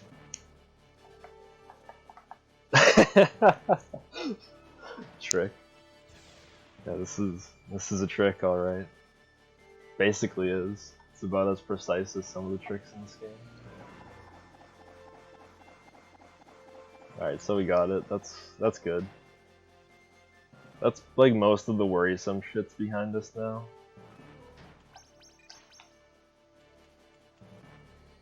Yet somehow I just got nervous at this particular second, so that's cool.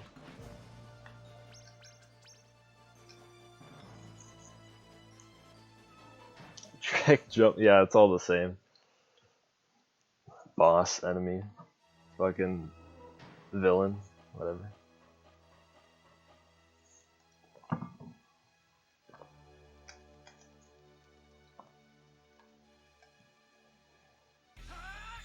This fight's pretty fun. You just stand in this corner and nothing can hurt you, so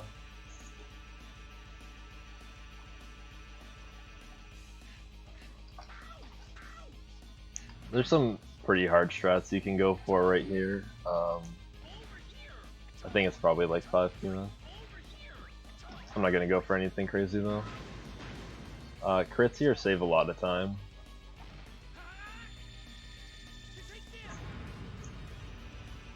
If we can manage to skip a cycle, that's like 12 seconds, I think, or something like that.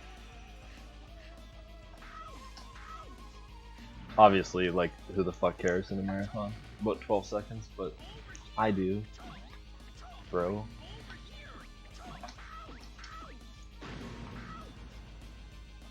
Everything he does to you, I think, hits for about 76. So if I ever get hit, I have to heal immediately, because he can just two-shot you.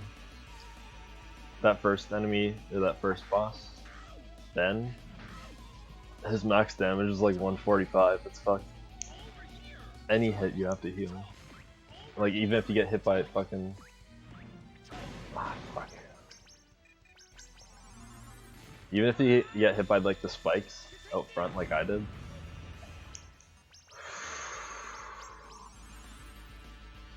Oh my god, that was terrifying.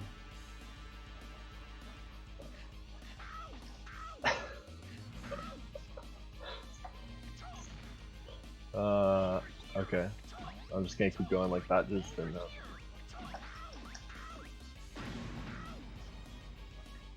Pretend I'm not fucking shook after that.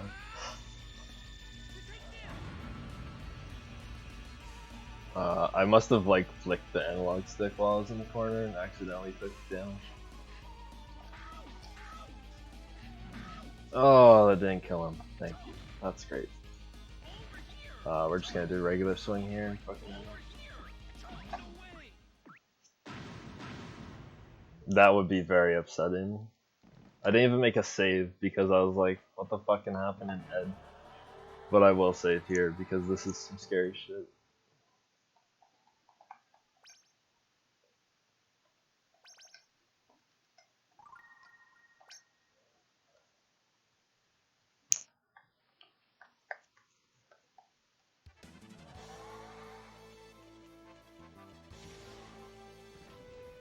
This is a fucking fun ass place to be in.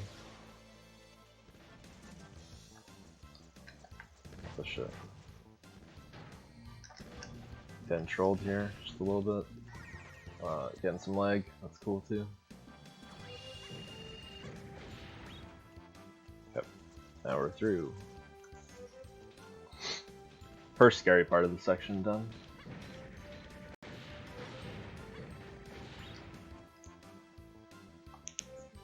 Yeah, that's all I'm doing. Totally.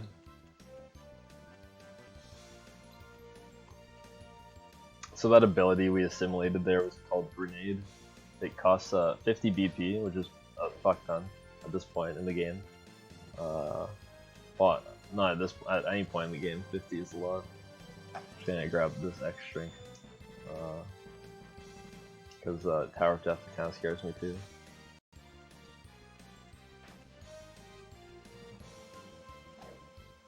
Dodge that like a pro. But yeah, it does a ridiculous amount of damage. We can one-shot the doors in this section and three-shot the doors in the following underground factory section.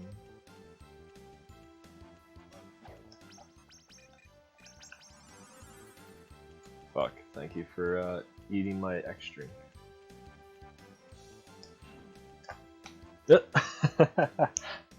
Stop to appreciate the moment.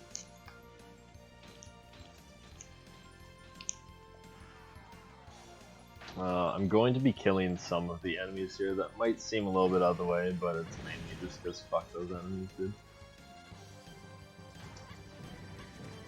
These big walker guys can hit you for 151 damage, which is literally all I have right now.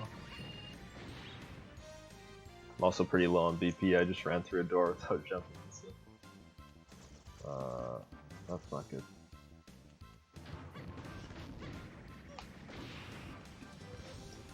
Okay.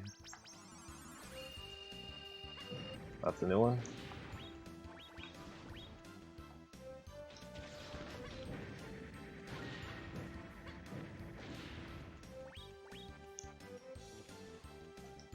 Oh, that's the first. Never had to use cheese right there before. Just continuing to make it interesting, I suppose. Interesting means fucking terrifying.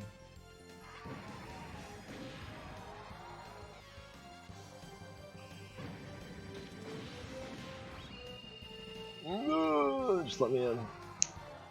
Fucking end this. Alright, we're in there. This is, believe it or not, significantly scarier than that section. It would take 40 minutes for a shot.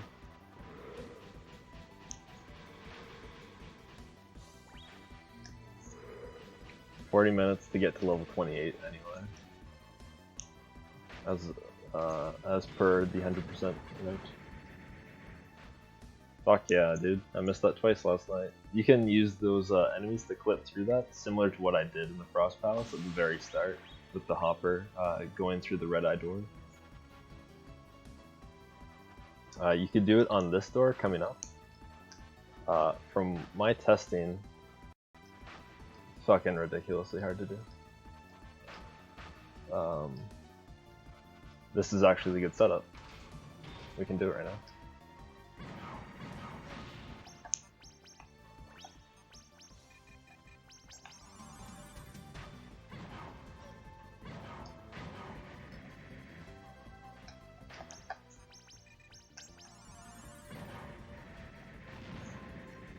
Fuck, dude, why is this happening to me? Why am I terrified? You could max level, but I don't want to spend 40 minutes doing that.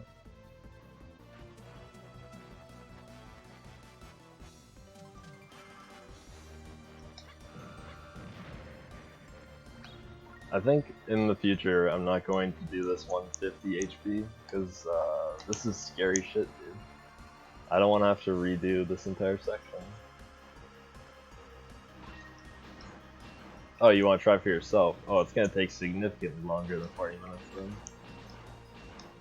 I'm talking 40 minutes with some glitches.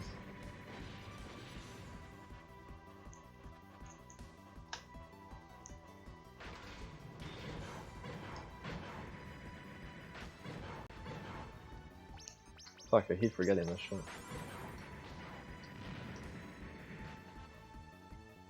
Alright. 87 damage, do we get it or not? No. Alright.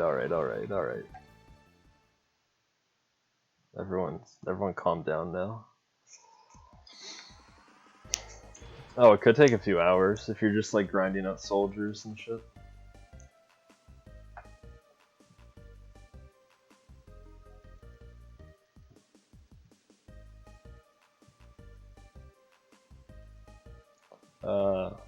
Welcome to DDR. DDRPG. DDJRPG.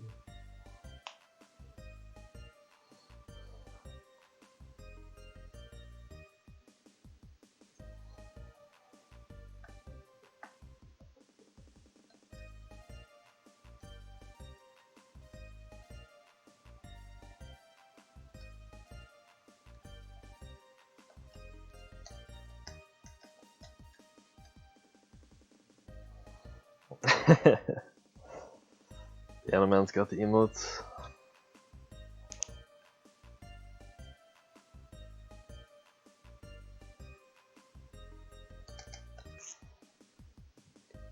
And yes, I'm looking at notes for this.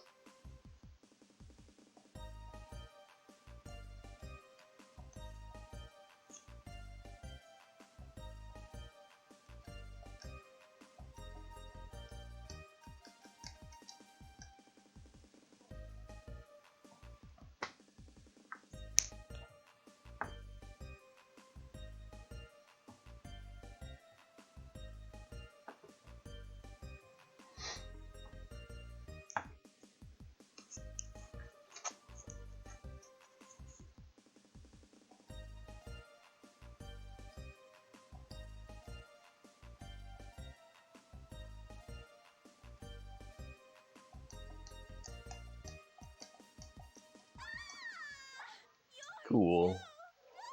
So yeah, this isn't bad pace, I suppose. Really bad section though. Should not get that scary at all. What do we have here? 3 healing items. I'm gonna grab some shit.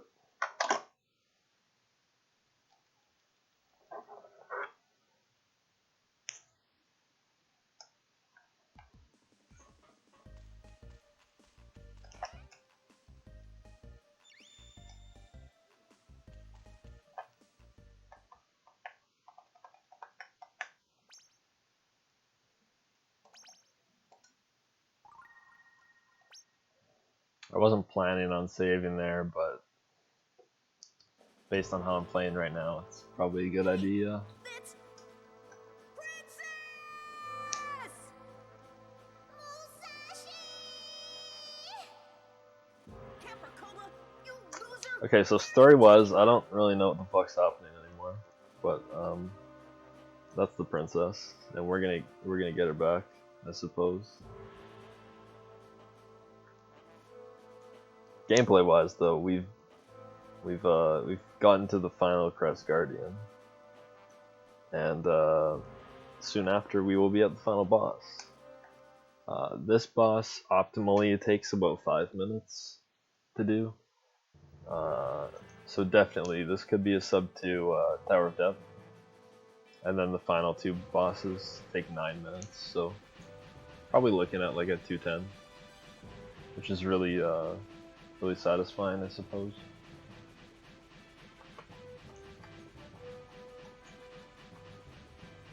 Oh wait, no, they take more than 9 minutes. They take like 10 minutes. So yeah, 211 is probably a good estimate right now.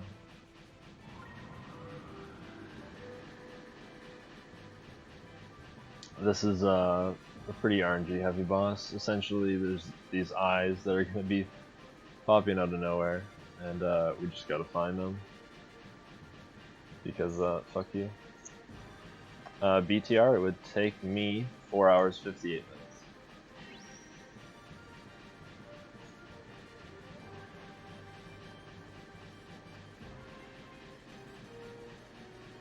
So yeah, this is just like abysmal RNG.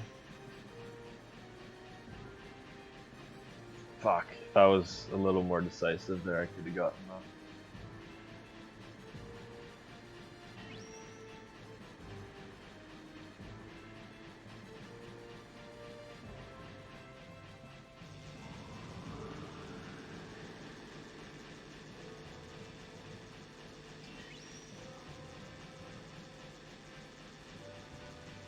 Shit.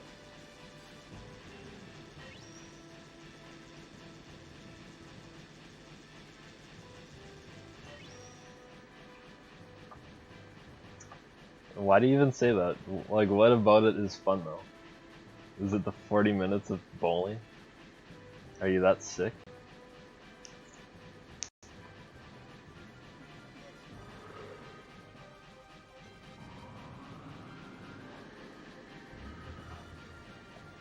If you guys aren't familiar, we actually abuse the bowling giving you extra level ups for 100% because 100% requires that you get to level 28 in stats, which normally would take a long time, but by abusing some things, we can do it in 40. Actually, no, it's more than 40 because we also have to do the body grind separately, which is like another 15. So there's like literally an hour of just grinding out levels in that category. Pretty terrible.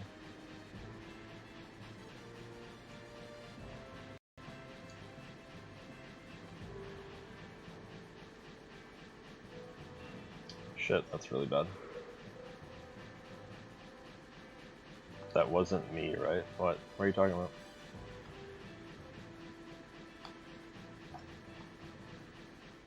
I'm gonna heal up. Why not?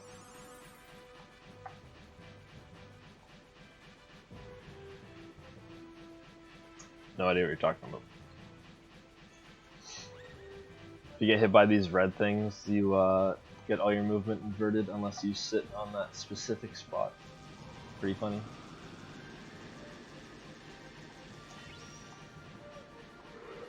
Shit. Alright, let's fight this. So we got bad RNG on top of also getting an extra cycle, which is pretty fucking bad.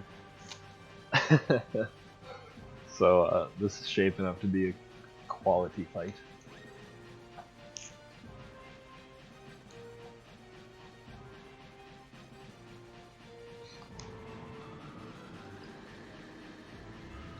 Not like a ton you can really do.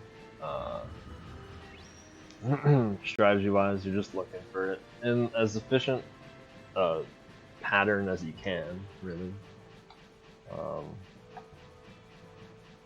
So yeah, we shouldn't get this attack optimally, but I was too slow on one of the hits, which was partially a product of having it in a bad spot. So hopefully we're a good spot this time. There we go. Yeah, so not even a sub 2 Tower of Death.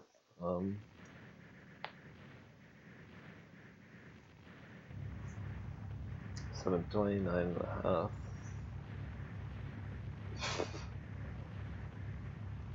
It's 209 at best. Fucking best. Like barely 209 pace.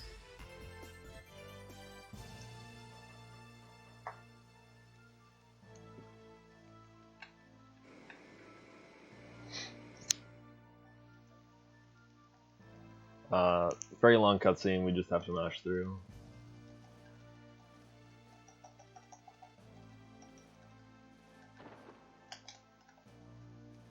It's where John reveals that he is Colonel Capricola, who I don't even think we've seen yet. And then he gets murdered, so I hope you weren't attached to him. By Rutrick, who we've seen, what, once? Flatsky, I don't think we've seen him yet either. But we give him the sword, he gives us the princess. It's a fair trade. And of course he's the bad guy. He unlocks the sealed darkness within the sword. I don't know.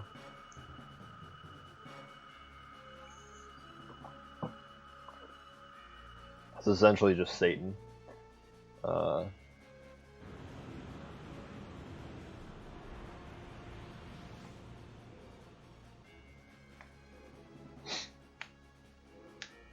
It's a nice blocky, muscly Satan.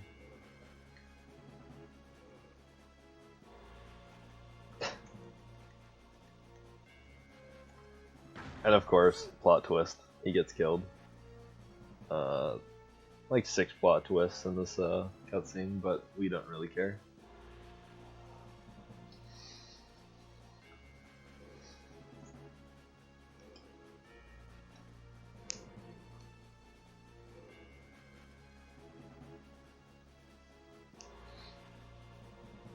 Oh yeah, John fucking dies, by the way.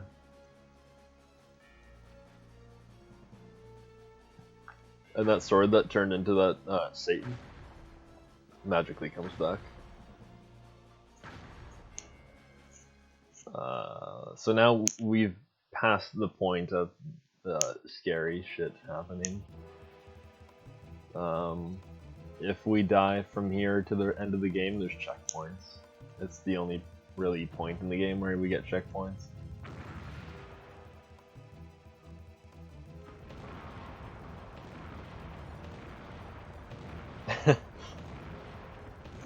John on Phil.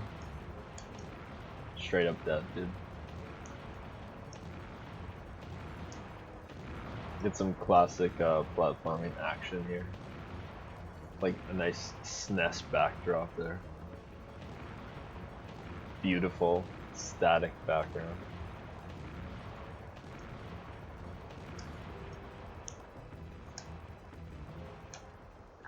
And another plot twist is the fact that Kojiro is now here. And he wishes to duel us. And time for another plot twist. Kojiro gets absorbed into Satan. And the princess is gone again. And then we go into phase 2 of this enemy.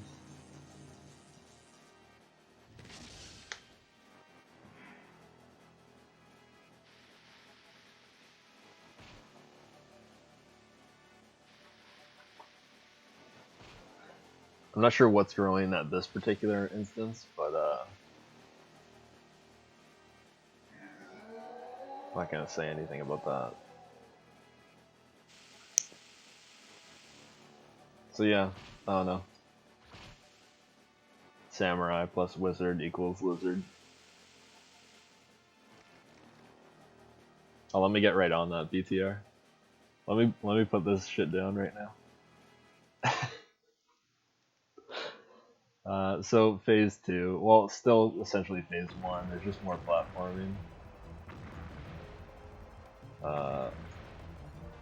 that we're gonna fail apparently. So there goes 209. Run is over. Got to restart back from Steam Night. It's a classic mistake. I'm surprised I haven't made that more.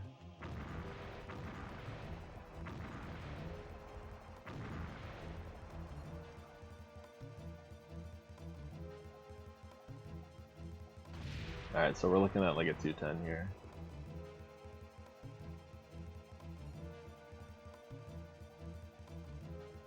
Not a whole lot you can do here, just platforming with a fuck ton of lag.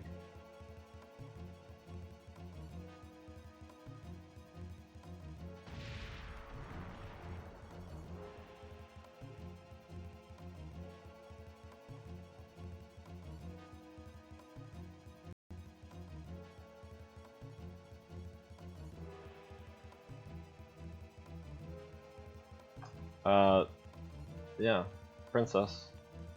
The fuck? Stop stealing your gameplay. I think I did that recently in a run. And by recently, of course, I mean like 6 months ago. But, you know how it do.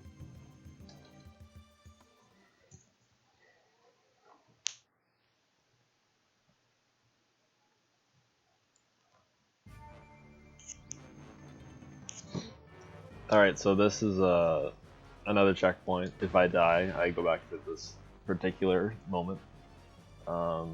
This boss is the easiest in the game. If I fuck up, you can make fun of me. It's cool. We just have to hit that little diamond on his forehead.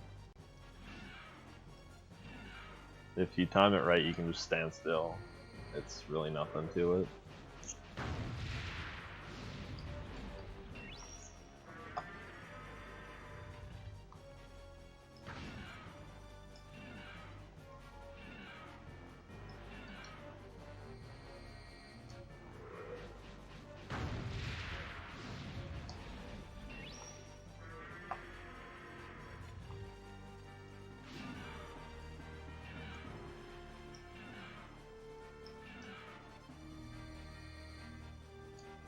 Again, so many of these. I swear there's a minute for this.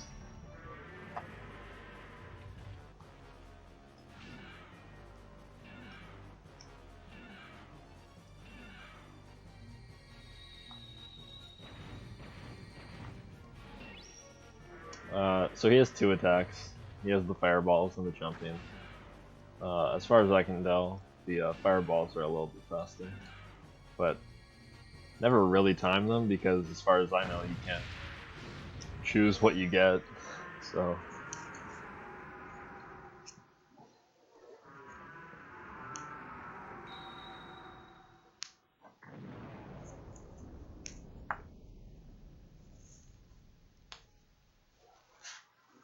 now we get the final phase. It's actually a pretty challenging boss fight if you've never done it before. Just to figure it out, there's like all these bosses actually have an element of puzzle to them. You know, like Frost Dragon, you have to use the fire scroll. You know, to hit the core of the Ant Queen, you have to use the wind scroll. For this one, you have to use fusion, which is the first time in the game where fusion is extremely useful in a boss fight.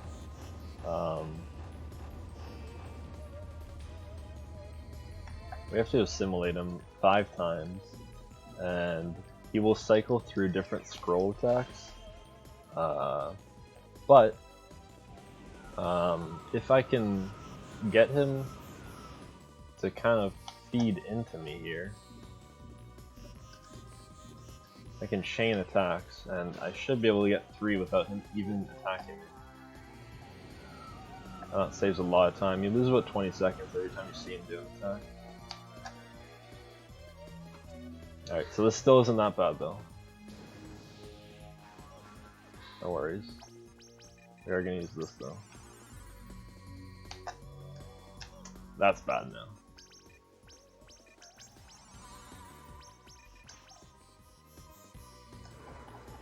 Because that I could still have gotten a triple off that last phase. We're gonna try to align ourselves in the middle here to maximize our odds of getting triple.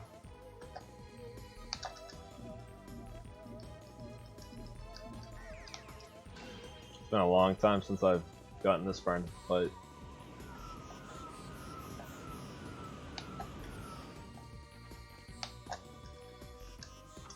Wow.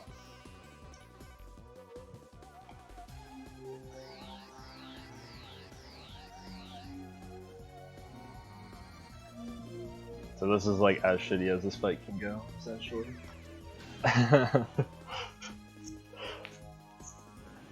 That's interesting, Texas.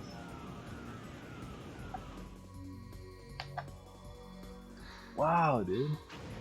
I fucked up every chain.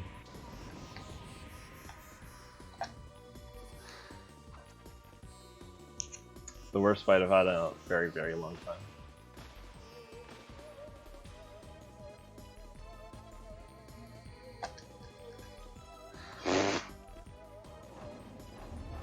Ah, 211, wow. That's fucked.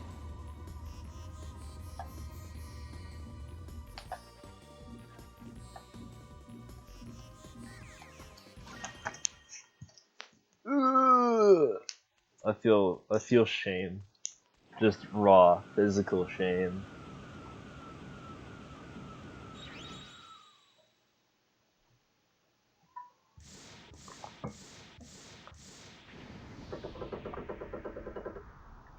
That's true. We did predict 211. It's not a bad marathon run, especially with the amount of preparation I've done, which is none. So that run would be like 6th place, which isn't that bad, because 2nd to 5th are all pretty packed.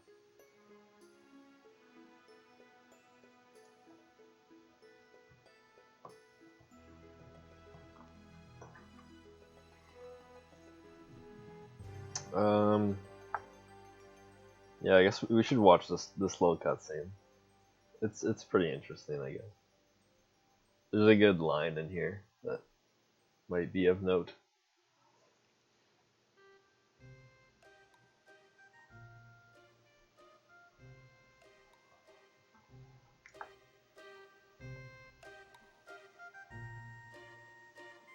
Mom! Dad! It's all your fault! It's all because you went on vacation and, left me all alone! There, my child, you're correct. It is all my fault. I'm awfully sorry. But you didn't have to destroy the castle, dear. From now on, we will tell you before we take a vacation. As long as you're sorry. Huh? No, that's not what I mean. Don't get so upset, my child. By the way, who is that little person over there? Oh, him? He saved my life. Saved your life? You don't mean that something happened while we were away? Nothing happened? Right, Ripson? Yes, other than the princess's party, it doth be very peaceful every day. See? Princess, I'm gonna go return this. Back in a flash. All right, Musashi. Be careful. That's Lumina, the sword of luminescence. Oh, gracious me! And the name Musashi. You cannot be... I'm the legendary brave fencer Musashi. How's it going, old man? Alright. So that's Brave Fencer Musashi. 90% in 2 hours, 11 minutes, 13 seconds. And a number of milliseconds. Thanks for watching, everyone. That was my first time really doing this in a marathon. And yeah, 211 is pretty decent, I suppose.